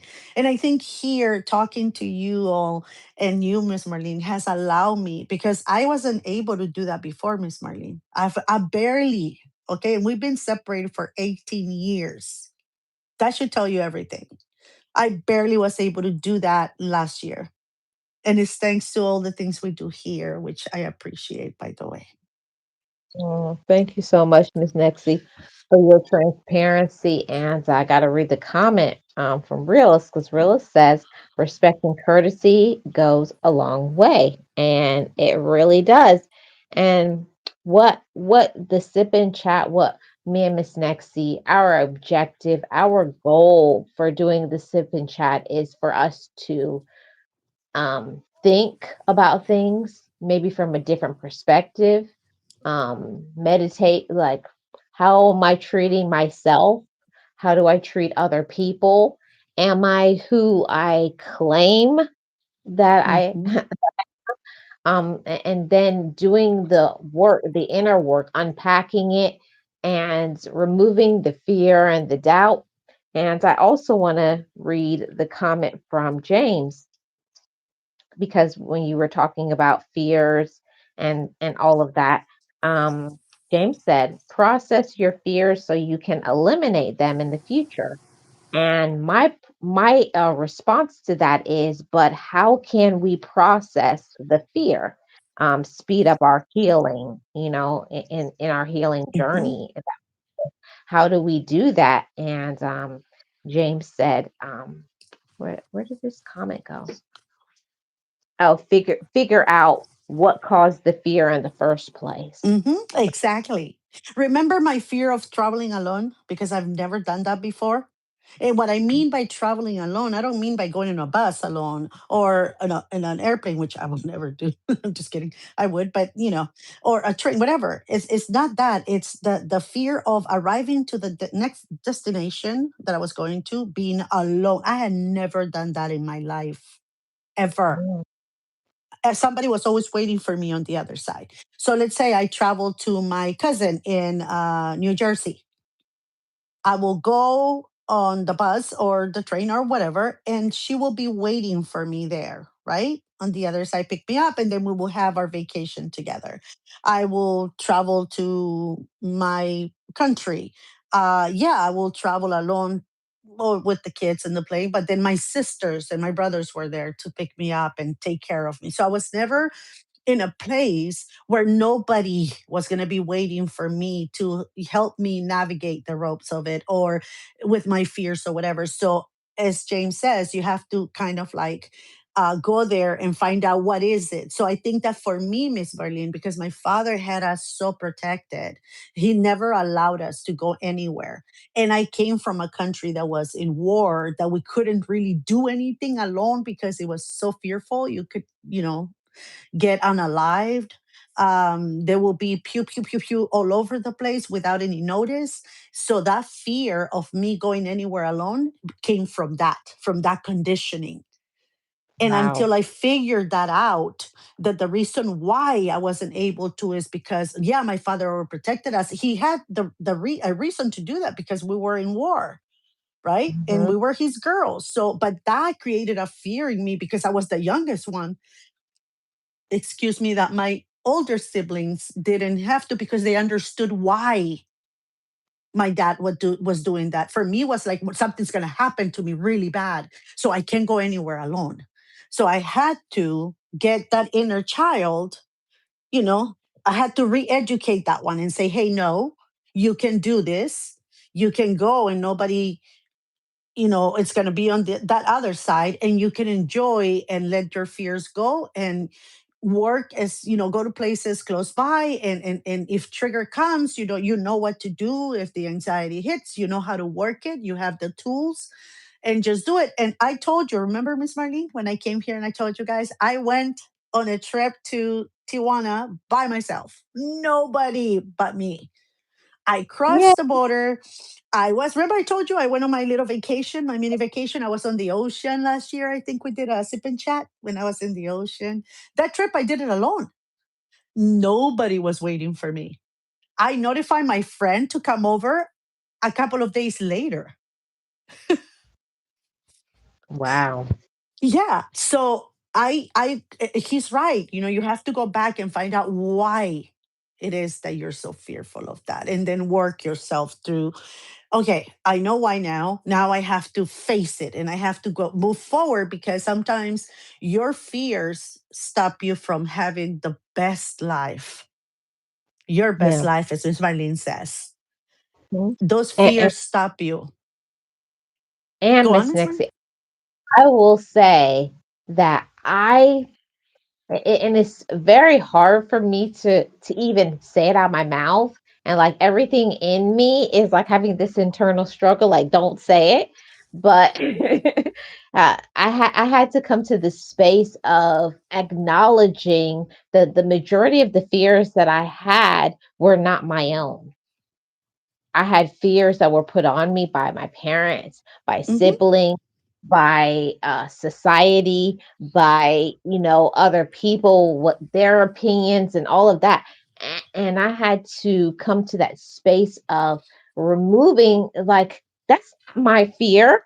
I had to start telling myself, I'm good over here. You're good.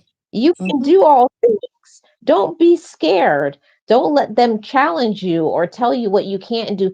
And I had to empower myself and get my mind together. And I had to shift my mindset of not limiting myself, because not always, like you said, parents don't always do things because they want to hurt us, but because of their traumas and because mm-hmm. of their protection and some things that they have been through, they will do things that puts you in the zone of staying stuck in that. And that's where I was for so many years. I wouldn't do anything. I wasn't gonna go out. I'm not going on no trip.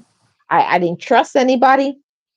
And if I'm gonna tell, I'm gonna tell it all. And I most definitely didn't trust men. I was like, they are the enemy. They're Mm, evil. They're, yeah, all of those things. But it's because of some things in my past that I had let control my present.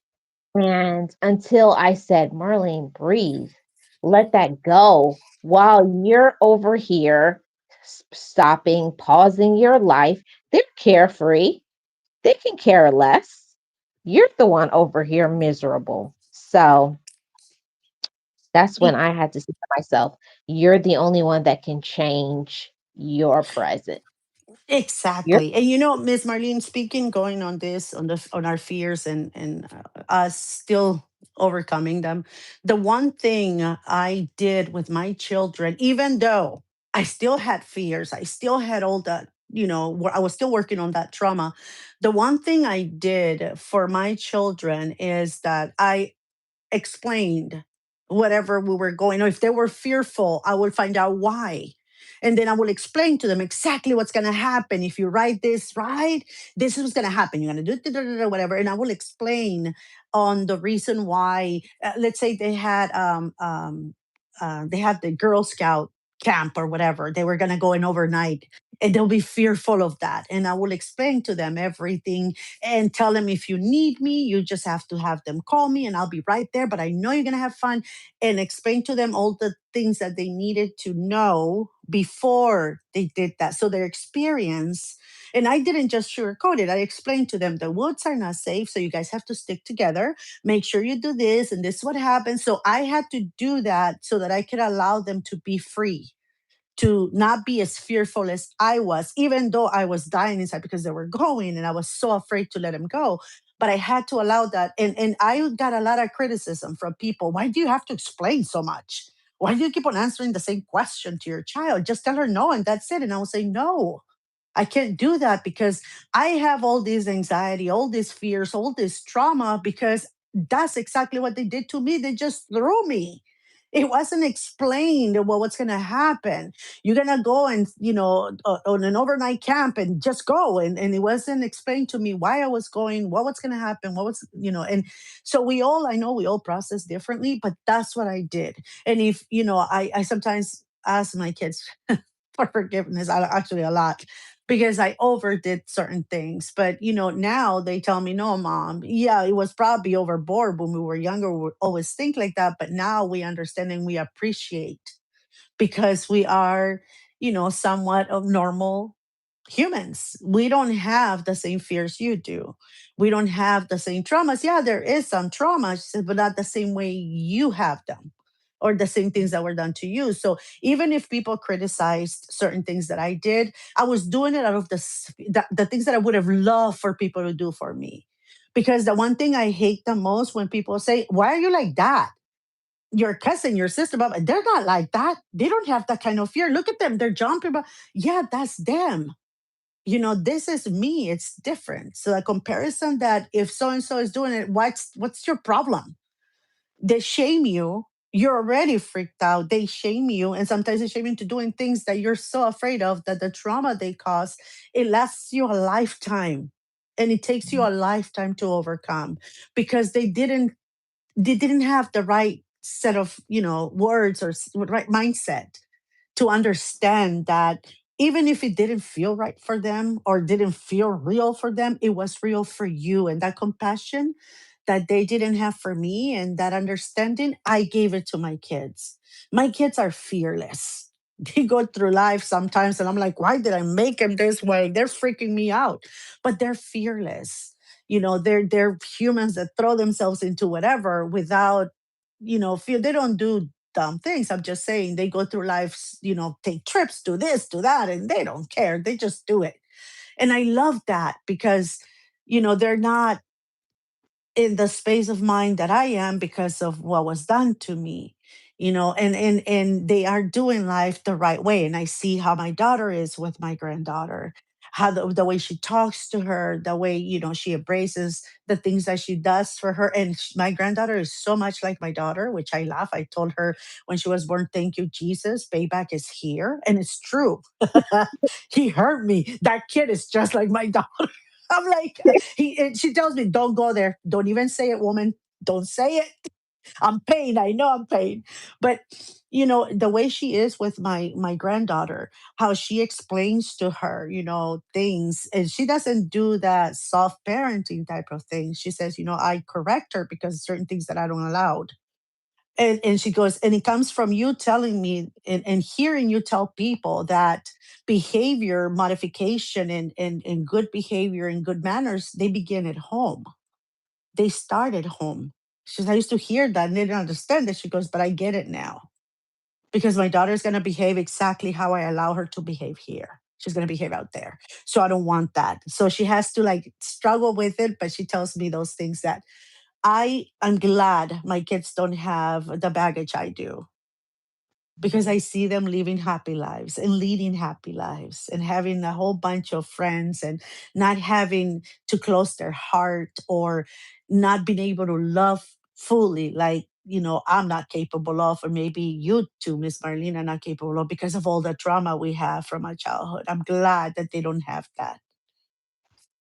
I say it all the time, Miss Nexie. I look at the people in my life, you know, that I love, and I love to the thriving that they have and the empowerment. Like I Hmm. see my nephews and cousins Hmm.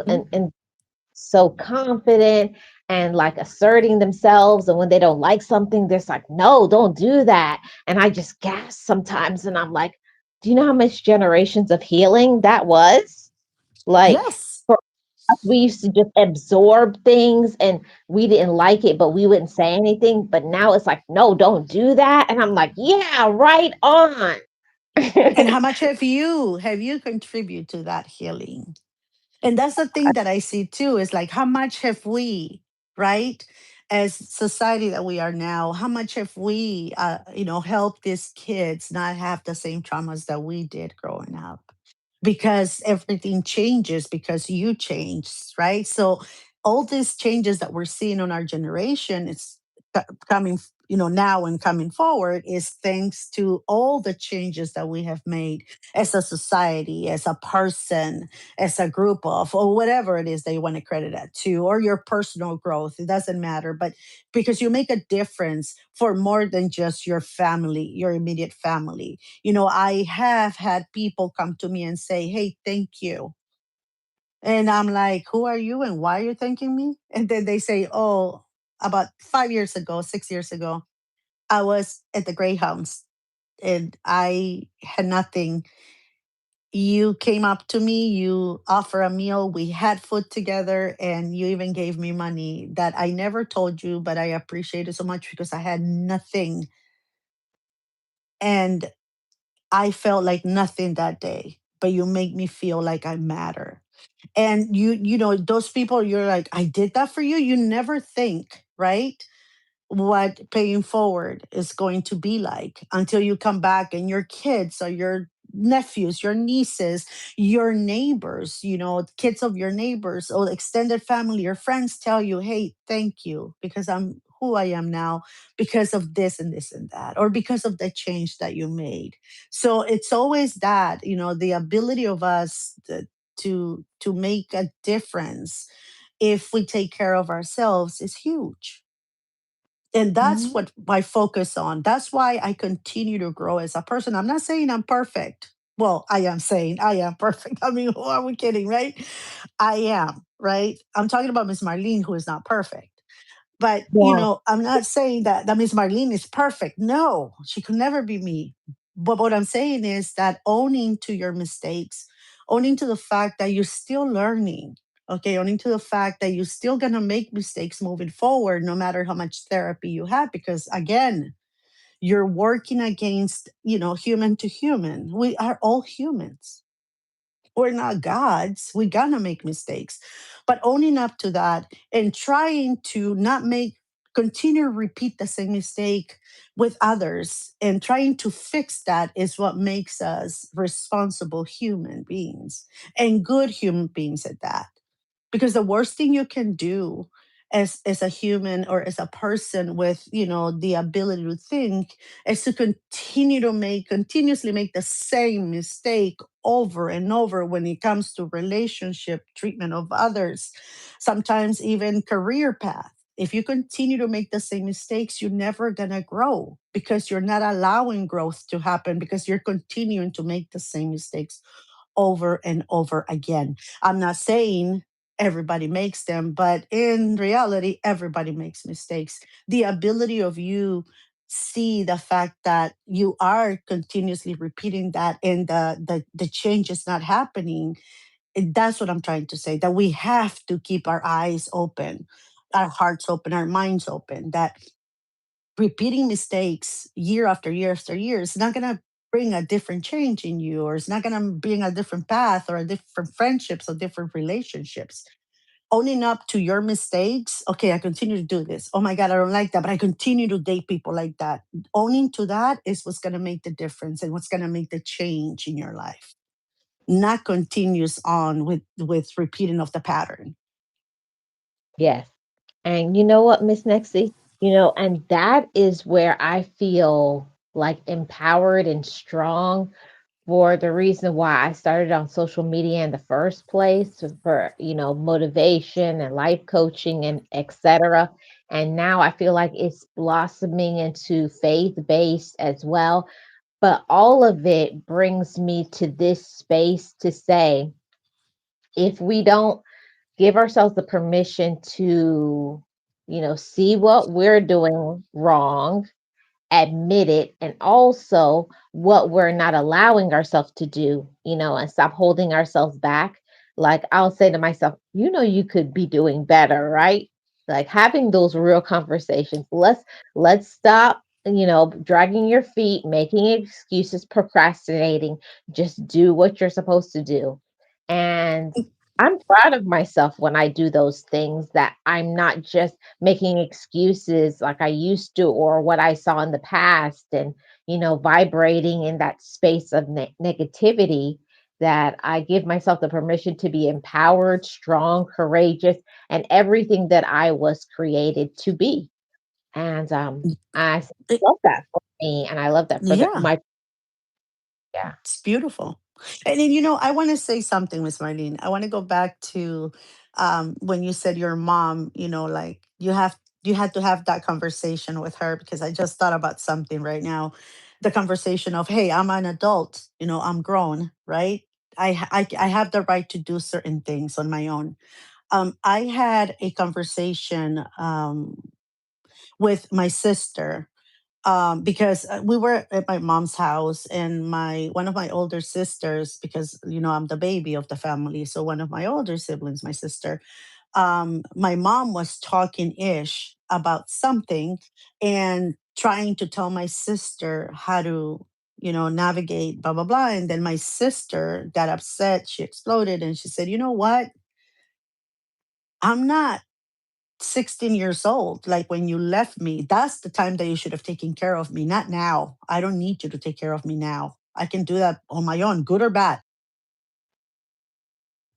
So Mhm. stop trying to control me like if I was 16 years old. You should have done it when I was 16, right? And I was like, whoa, because again, I don't have those memories with my mother because I didn't grow up with her. So Mhm. my sister takes off. My mother's there in tears, saying how unfair my sister is. And then I, me, big mouth, a lot of thoughts, a lot of my mouth again runs away with itself sometimes before I think. I said, she has a point. That's all I said, Miss Marlene. That's all I said. Hey, look, she has I was about to continue on when she went crazy on me, right? And then so Mhm. I stood quiet. I allowed her to go on. I'm looking at her, right? And I'm like, are you done? Are you done? Because that's what I do when crazy people are going on. I'm like looking at them. What? You expect me to answer back? No, I'm not. But are you done? And I continue to ask that question to kind of throw them off and bring them back to, to kind of like, let's talk. Don't scream. Don't go crazy. And so she finishes, yes, I'm done, whatever. And then I said, okay, now it's my turn to talk. And I said, look, I get she has a point. That's what I was trying to go. I go, be quiet. I'm going now. Hear me out first, and then you can go off on me if you want to. I said, but I'm trying to tell you, she has a point. She's not 16 years old anymore. Okay. Now, you can talk to her like an adult that she is now, voice your concerns as a mother that you think you are to her. That doesn't mean she's going to take into account everything you take her, and you as a mother should be okay with that, because the point that I'm trying to make here is that you can give your opinion. Okay, my sister doesn't have to take it because she's a grown woman.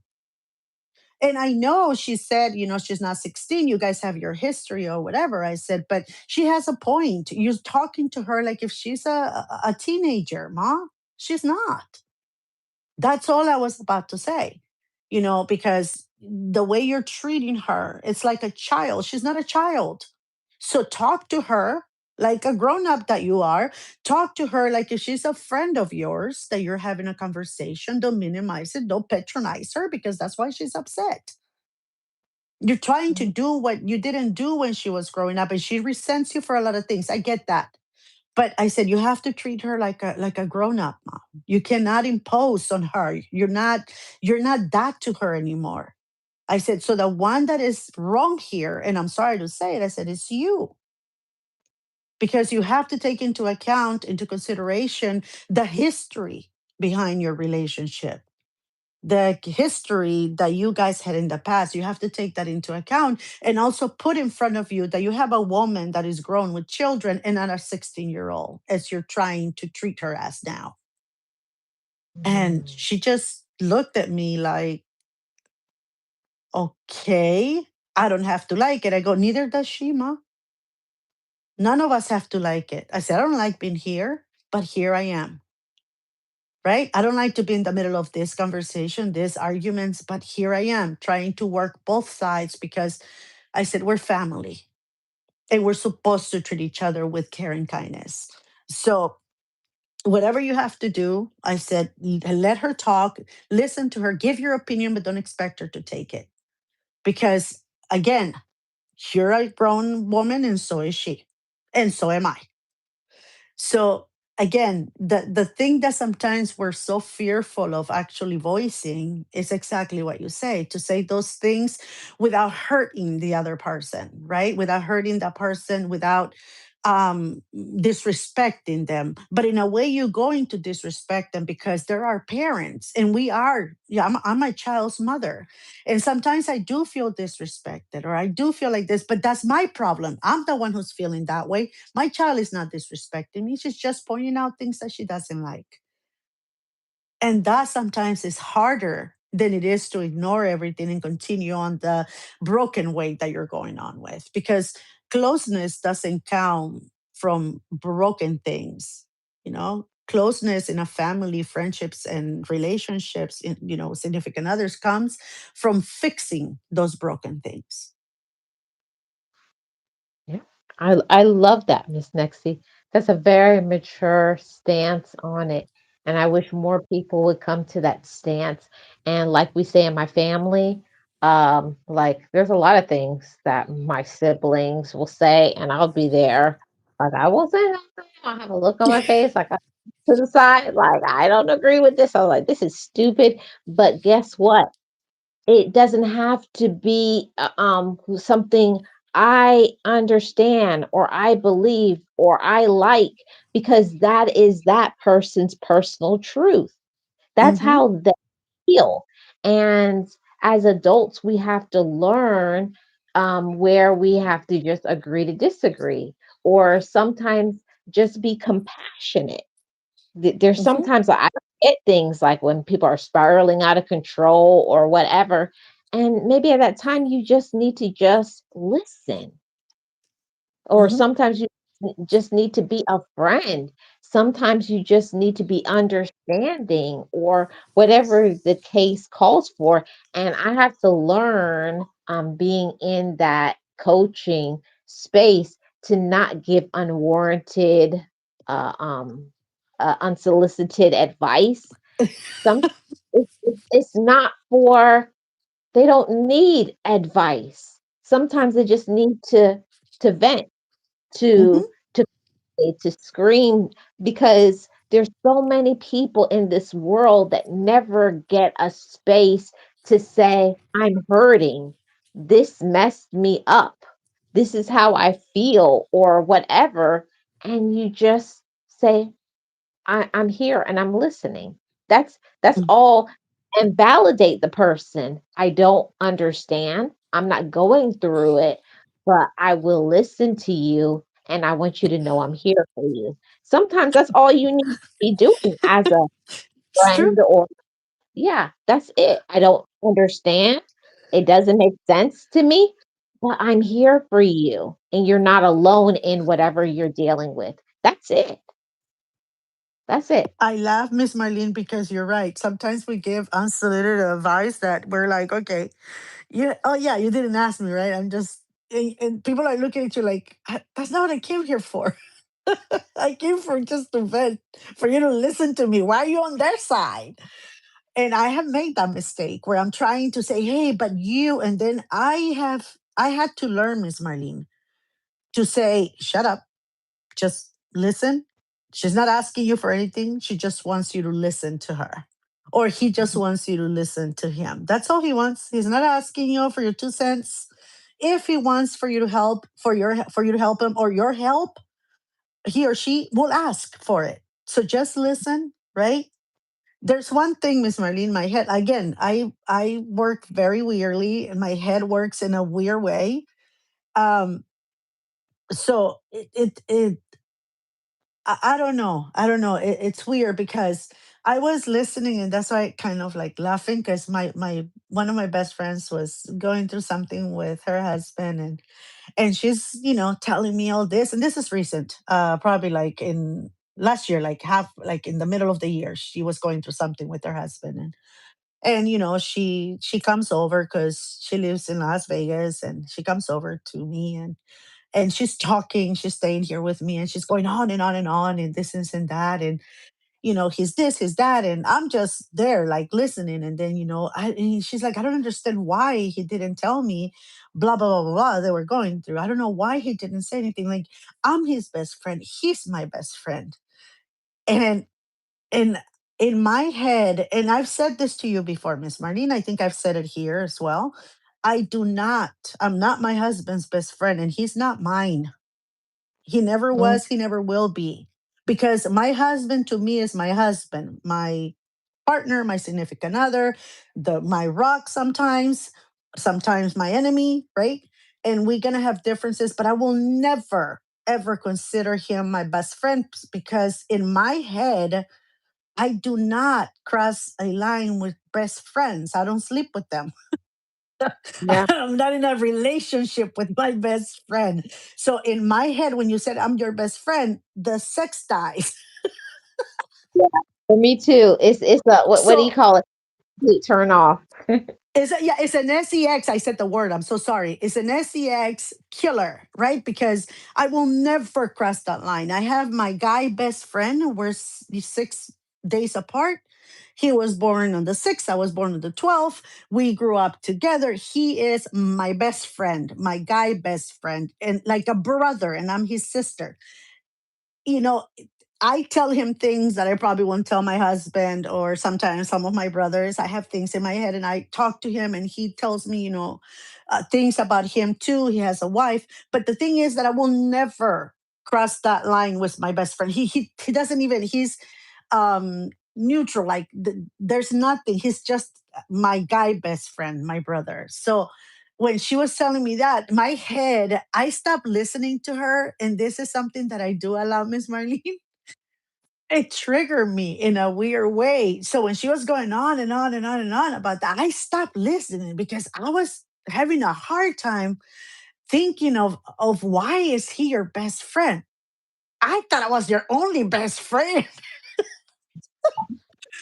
No, it wasn't that, but it was that. So I was going on and on, and I'm like, I didn't want to say anything.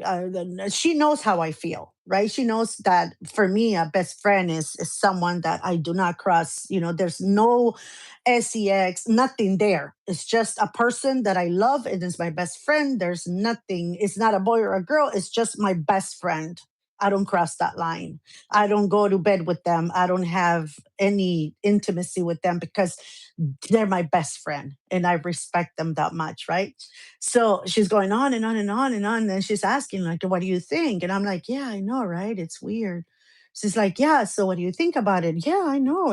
I don't know, it's just weird. She's like, hey, what do you think about what I just said? I mean, what do you make out of it? And I turned around and I said, I'm sorry. She goes, I know when I lost you, when I told you he was my best friend. Didn't I lose you then?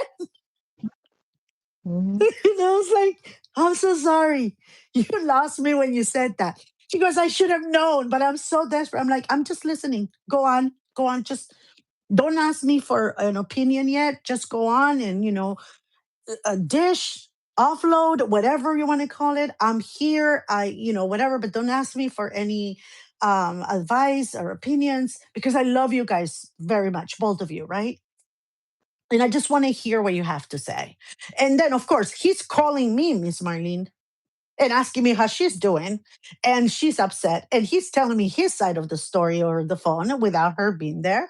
And she's telling me this. And then she's asking me, did he call you to find out how I was? I don't want to talk about that. Please don't. I don't want to get in between. And he just tell her, I hope she's doing okay. I'm like, I don't want to get in between. Yep. Nope. But But you but get that out. best friend thing, Miss Marlene, it's I think what's clouding the relationship. That's what I thought. Because I'm thinking if he's your best friend, you have probably said things to him that you would normally tell a best friend. It wouldn't face us because we're not in bed with you. If you say Yeah. something weird, we just laugh it off or talk it off, and that's it. It doesn't affect us anywhere because I'm not in bed with you. I'm not doing anything like that with you. So I can give you I won't take it too hard. I can give you an opinion. I can do whatever, but I'm not sleeping with you. So I'm thinking if you said something to him and that since he's your best friend that he probably didn't like, he cannot tell you you said that and he didn't like it because then you're gonna get upset. But what if he doesn't consider you his best friend? And you're upset because he's not telling you things that he will normally tell his best friend, right? So I was Mhm. telling my friend this. I said, so for me, it's very difficult to understand where you're coming from because for me, my husband was never my best friend. He was my husband, someone that I love, that I care for, that I trust with, my children's lives and somewhat mine, not 100% because I'll be a liar if I said I trusted him with my life at 100%. No, that's not true. But I would trust him somehow, right? But it's not someone that I will go for the most intimate things that I feel. I couldn't. I wouldn't be able to face him. The things that I tell you or others, you know what I mean? Like, because we're best friends, but we're not sleeping together. So it doesn't affect us the same way. So I was trying to explain this to her. And, she got upset and she's like, you don't understand. I said, no, I don't. I said, you're right. I don't. And I'm not trying to give you advice not to be his best friend. I say, just remember that as a woman, sometimes you say certain things, and a man is not going to take them the same way you and I would because it's different. It's like if he said something to you about his buddies in a best friend type of thing, you got to be like, why are you telling me that? Or why is he acting that way? It's something that is just, it's not done because you guys are sleeping together. So Yep. I don't understand when people say that, and it weirds me out, and I block right away. So when people say that to me, I'm like, okay, I gotta get up and I gotta go. Yeah, don't ask me for your opinion. Yeah, good job, bye. Because it's weird to me that you say that he is your best friend or she is. But I don't see it. But then again, it might be because of my upbringing, right? Mhm. I don't know, but it's I don't, weird to me. Miss Nexie, I kind of think that because we're Caribbean people, I think that's a Caribbean mindset. Because I'm the same way. Like Right? I can't get my mind wrapped around when people are like, he's my best friend or she's my best friend. I'm like, how can you be in a intimate relationship with somebody and talk about they're your best friend? It's like I'm not going to be intimate with my friend. Like, I was like, Thank you. what are we doing? I was like, we could be everything, but they can be your friend, but best friend? No, my best Nope. friend tell my best friend things that no, a man will my man will never. Exactly. So I'm Ex- sorry. Like I know you could get mad all you want to, but there's no way. No, yeah, there's exactly. Miss Marlene, exactly. So, I have had to sometimes be there for someone that even if I don't understand what the way they view certain things, I don't. I try to just listen. Sometimes I try just to be there for them, even if, again, if I don't understand where they're coming from, because it's difficult for me. But I don't shut them down, right? I don't say no, no, no, don't go away. I don't want to deal with this, because that was done to me so much that I didn't open up for the longest time. I will deal my battles myself. I will, everything internal was on me. I didn't let it out, and it affected me in more ways than none. So, I allow them to go on and whatever. And then when they ask me, what do you think? I said, no, I don't know. Don't ask me that because you're not going to like what I have to say. But you guys have to talk, right? Because you are partners and you have to fix this or not fix it, whatever it is, but without my 2 cents, because that's a relationship between the two of you. Because when you mhm, start listening to everybody else's, that's when marriages sometimes disintegrate, because you start listening to all of your friends, your family, whatever. If you're gonna do whatever with your marriage or partnership, whatever, it has to be between the two of you, not outside input, just the two of you, whatever you see this going or not going to.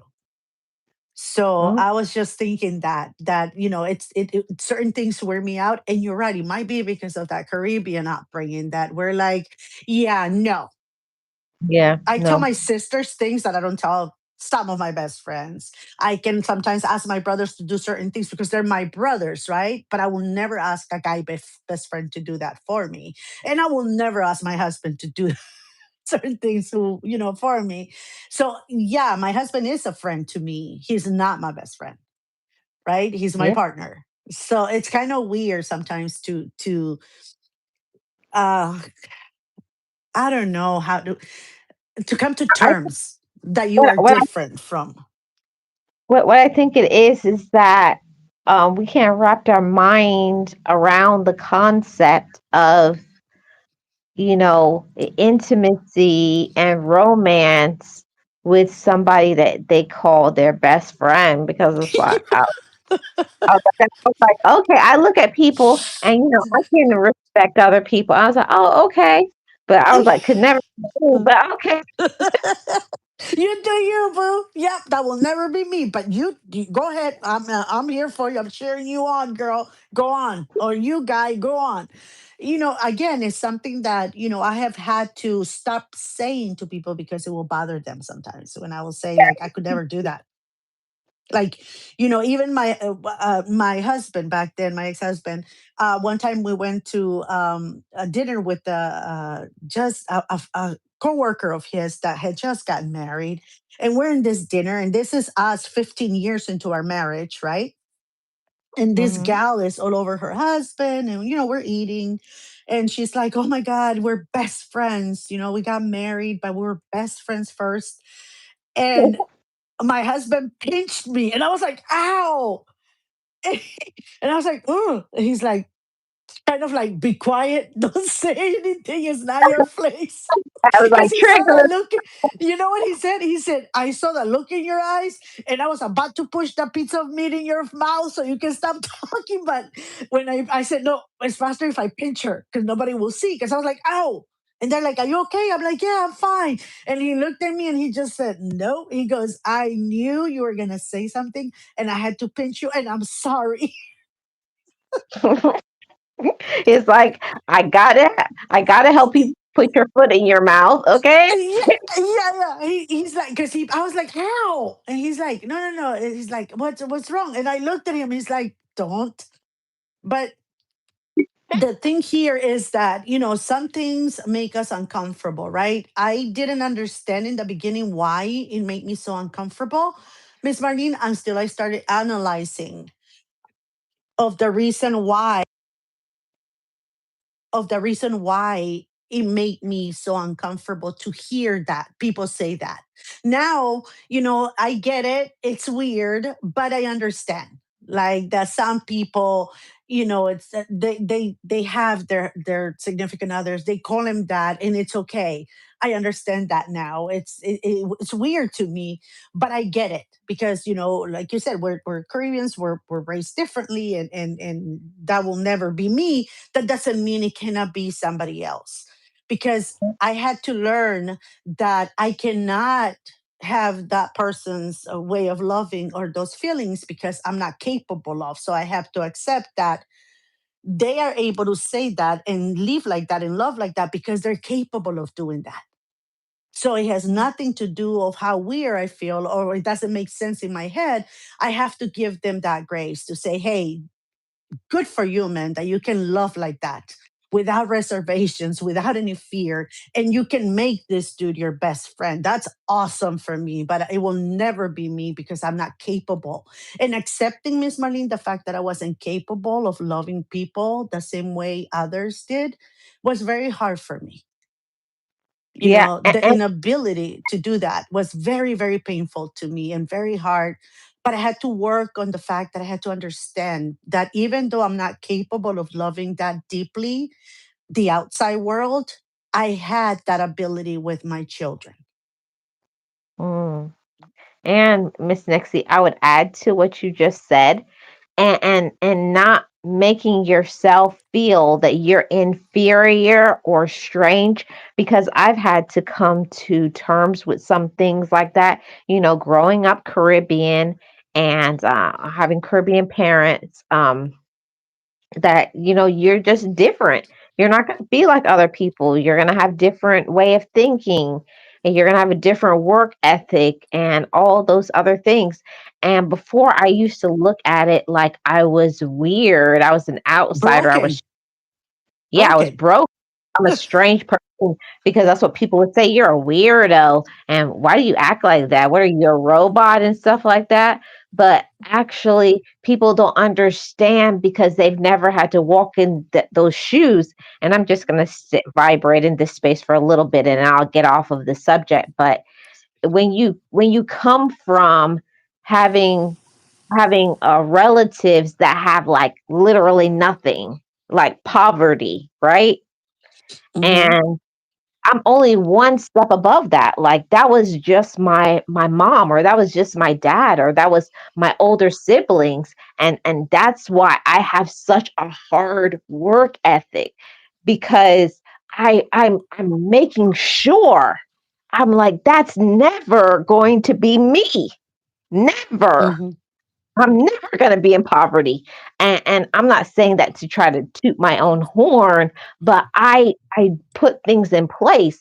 I treat myself a certain way, in order to have certain things a certain way. It's not like people will look and say, "Oh, you have a good life and you do good things." No, it's because I have been focused, razor focused, because I know I'm just one generation removed from poverty. And Mm-hmm. sometimes people don't understand that because they've never experienced it. And seeing the pain in my parents' eyes from, when they would talk about things and not having stuff. And I can't imagine what that would be like to, tell that to your children, like, I grew up having nothing so that you could have something. I never that can never be removed from my brain. It's impossible. Exactly. You're always a few steps ahead. You're not rich. That's exactly what you're saying. You're not rich, but you are not going to be super poor where you're worried about where the next meal is coming from, or where you're having all these kids and you don't know how you're going to feed them, right? So and I understand you because we were poor too, right? All of my family is. I'm from a third world country, so yeah, we are very poor. But the one thing I learned since I was very, very young, and maybe it's why I am the way I am, is that money for me has, again, there's two sides to everything, but money, when people threaten me, we're going to take everything away from you, you're going to have nothing, like when you're going through divorces or whatever, I'm going to do whatever, whatever. And I said, I came from nothing, I can always go back there and and continue on with my life and reach this level again. Money is not a threat for me because I came from nothing, right? And I can always rebuild it. But in the same token, we are, yeah, it doesn't matter. I can always go back. But on that side, I developed this thing of always saving for a rainy day. And in my house was always pouring. But I always had that, Miss Marlene, that if let's say I go to work and I win 50 cents brooming somebody's porch, because that's what we used to do growing up, right? Washing somebody's dishes, and they will give me 25 cents. I will put in my piggy bank 15 and give 10 to my dad, or use the other 10 if my dad didn't want to take them for me to buy candies. But I always put some aside because I'm always saving for a rainy day, because I don't want to be that person that everything goes to and you're not gonna know how to survive because you didn't have the head to save. Coming to this, I'm not a luxurious person. I don't like to waste money on branded things or on luxury. I'm not like that. For me, a pair of shoes, as long as it's comfortable, I don't care where they're from, where they come from, how much. You know what I mean? Like, I wouldn't pay thousands and thousands of dollars to be that cool. It doesn't make sense in my head. But I do have enough, and I'm always there if my children need anything, or my sisters, whoever. I always have that savings. I always have that money saved, because I don't. And I have that. I don't know if you have this, Miss Marlene. That if I see my account, let's say it's at the level that I like to have it, right? Let's say the amount is 500, and in I'm not going to be able to get money until, win the next amount of money until 3, 4 days from now. my anxiety starts panicking if I go below that 500, because that's my goal. Like, why am I going down? I have the money and it's coming next week, but I'm not going to spend it. I don't want to go lower than that. It's a weird thing in my head that gives me a lot of stress. I never go that low, but I'm saying, so if I need something, I want something. Oh, it's cute. I should have it, or I want to. I want to eat. There's a lot of food, but I want to taste this. But if it's going below that, my fear is always like, what if something happens? What if I need the money? Or what if my kids? So I'm always having that, and so I plan everything around. That doesn't mean I don't live my life and I don't enjoy it, because it will be hypocritical for me to say I don't enjoy life. I do. But the way I enjoy life is traveling somewhere, having delicious food, enjoying the scenery, going on excursions, doing things like that. I don't waste them on having my house with the most luxurious furniture, or the best things that you money can buy. I'm not. I rather give it to charity or something, and But I enjoy life with the most minimum um, things, with just basic things, like a pair of pants is just a pair of pants. It doesn't matter what it says. You know what I mean? Like, I don't understand that type of behavior. So I know that I came from nothing. I can go back there, no problem. But I have things in plan so that if I ever lose certain things, I always have a backup plan. I always have a safety net that I can grab from there so that I can go back to where I was before. So I don't know, something weird like that. I think I'm a little bit in front of you when it comes to that, because I have seen both sides. I've Hmm. seen I've seen poverty, and I've also seen luxury. And I think my up my growth now has been, I if it's something that I want or I need, I'll get it. Even the luxury things, but I don't have to have them. But at the same time, I give myself the permission to have certain luxury items that I like, because I came from seeing my parents was everything was about saving and holding, and even if they wanted to do something for themselves, something simple as a haircut, or something, they wanted a new suit or a purse or something, my mother and father never did it, because they were always in that zone of, I gotta save for my kids, I got to give them something for the future. And while I do that too, I think it's important for me, as my growth in the next level in generations, for my family and all the ancestors, they have done all of those things. They've crawled for me to walk. My parents, grandparents, and great grandparents made so much sacrifices in their life.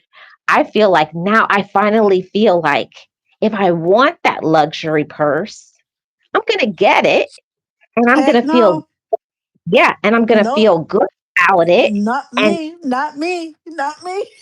but hold on, Unless, but hold on, I'll get a luxury purse.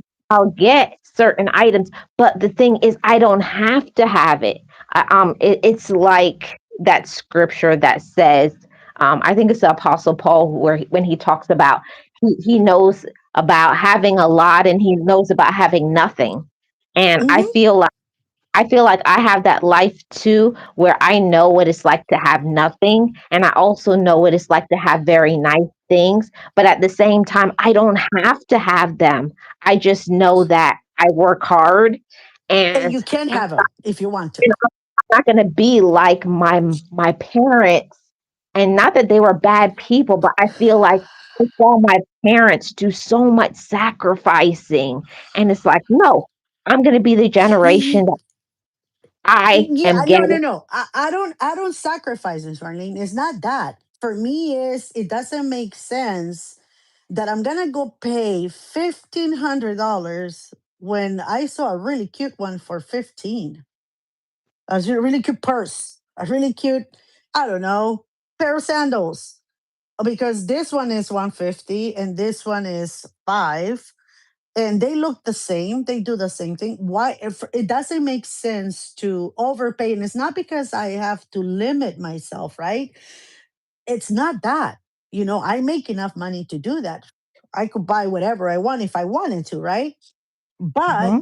it doesn't make any sense for me. I have But found that and it's not a sacrifice. But let's clear that out. It's not.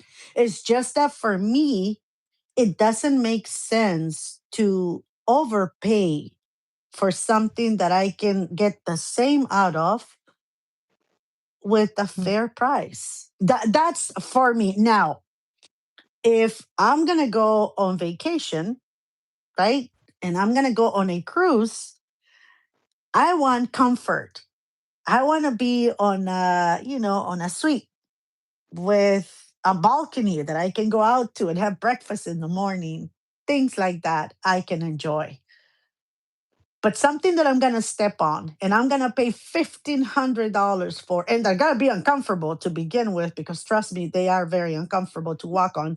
I'm not gonna pay $1,500 for. I'm sorry, even if I can, and I can afford them. Even if then it doesn't make sense. It doesn't compute in my head. But I will never sacrifice my happiness, my food, or anything like that. If I have it and I want it, yeah, but there's a certain limit that I put on myself, only because that's what makes me happy, and it doesn't bring me anxiety.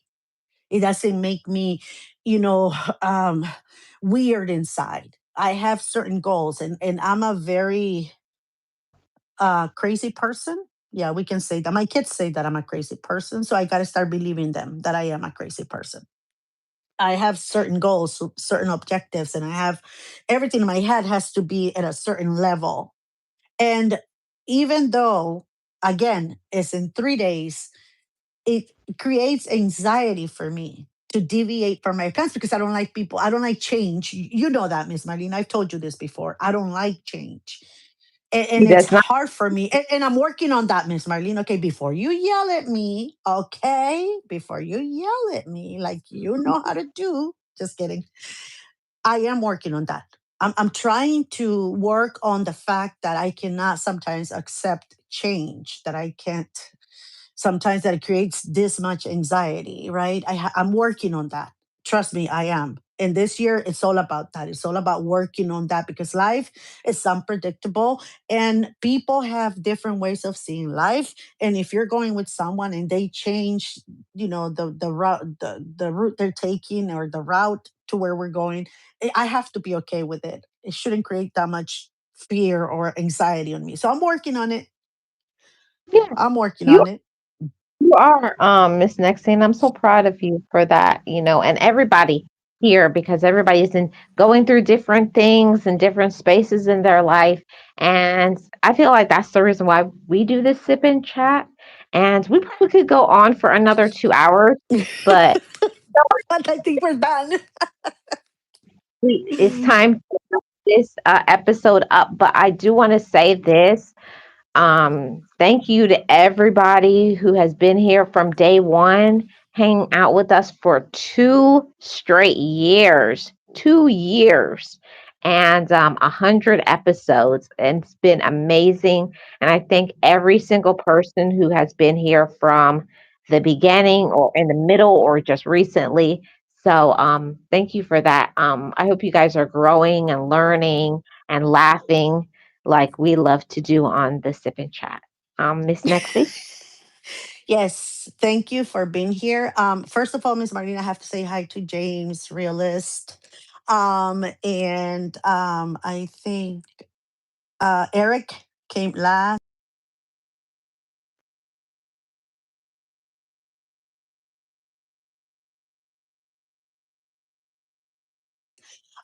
For me, again, I'm very in my head.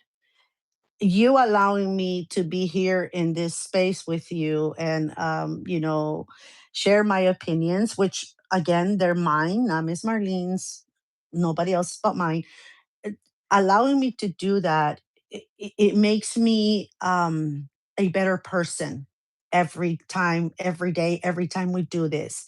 Because sometimes when you're in your head all the time and you don't have a platform to kind of analyze yourself from a judgment type of way, or a different opinion or a different outlook, you don't grow because you don't have that input. Now if you have this platform with you that you have given me, having that has allowed me to come out of my shell and to see all the, the things that I'm lacking and where I can improve.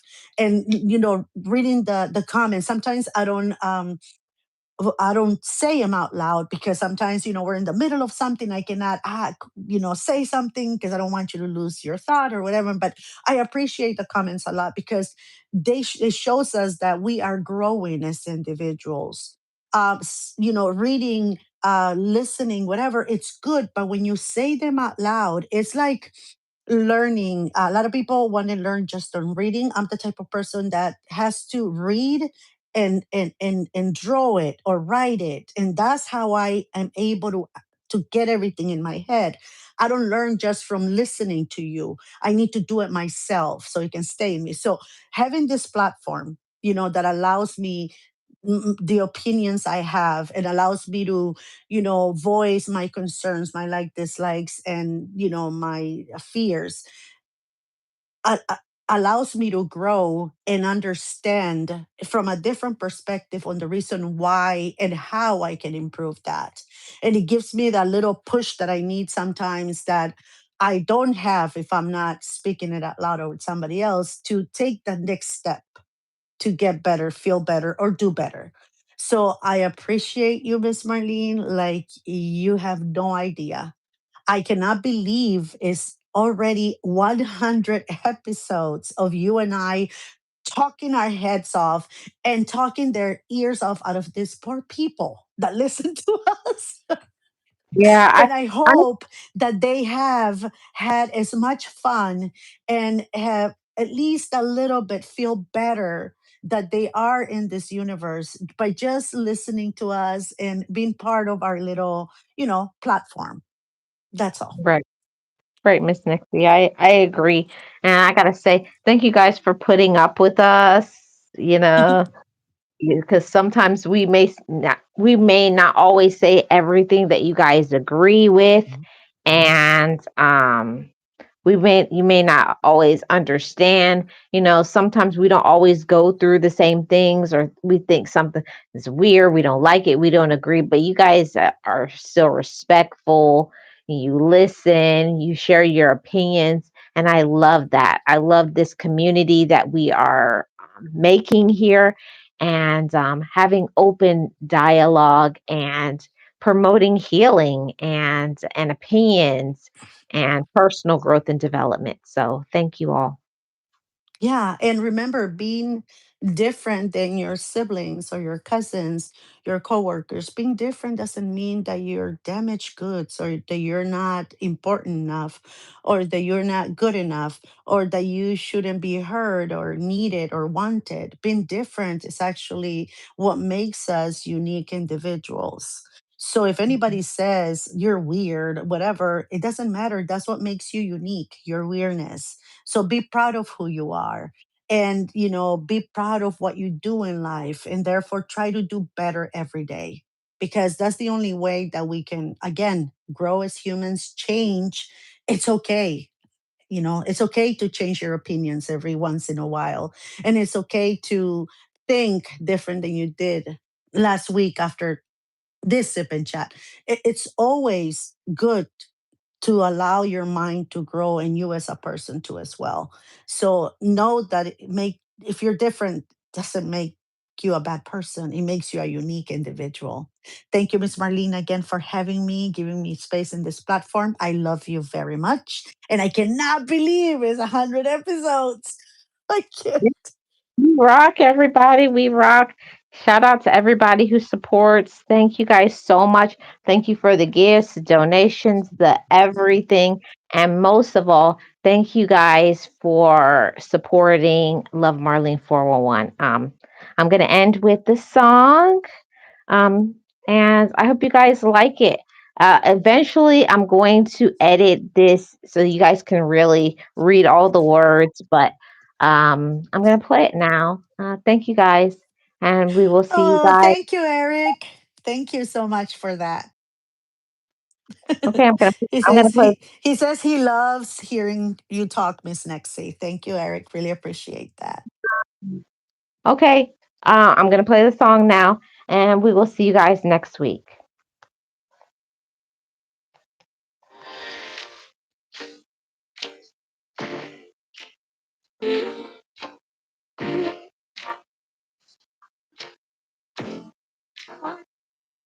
Spent a lifetime hiding in the break with a heavy heart and nothing left to say. Battling shadows, walking in the rhythm of a life I didn't choose. From the silence in the darkest nights to the moments I almost gave up the fight. I was lost in the echoes of a hollow sound, searching for a silent piece of me. And still, I didn't prove that you can survive. From before one to the depths of my soul. I'm taking back the pieces, making them whole.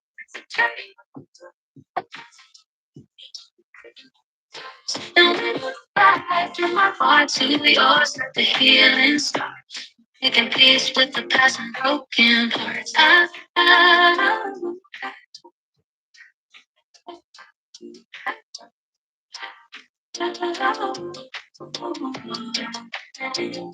It's more than just a story.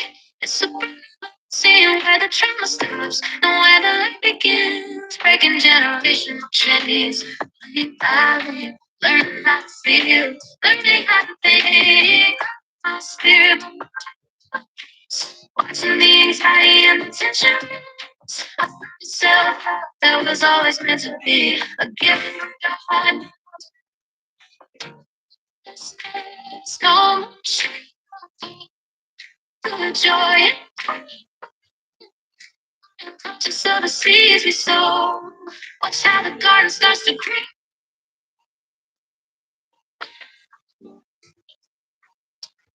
and stand tall. That you can survive all from the 411 to the depths of my soul. I'm taking back the pieces, making them whole. Turning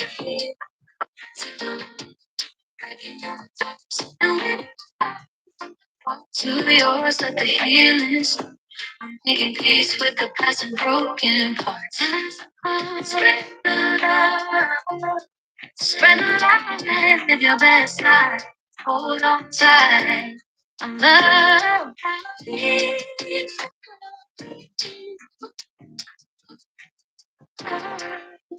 Dirty hands.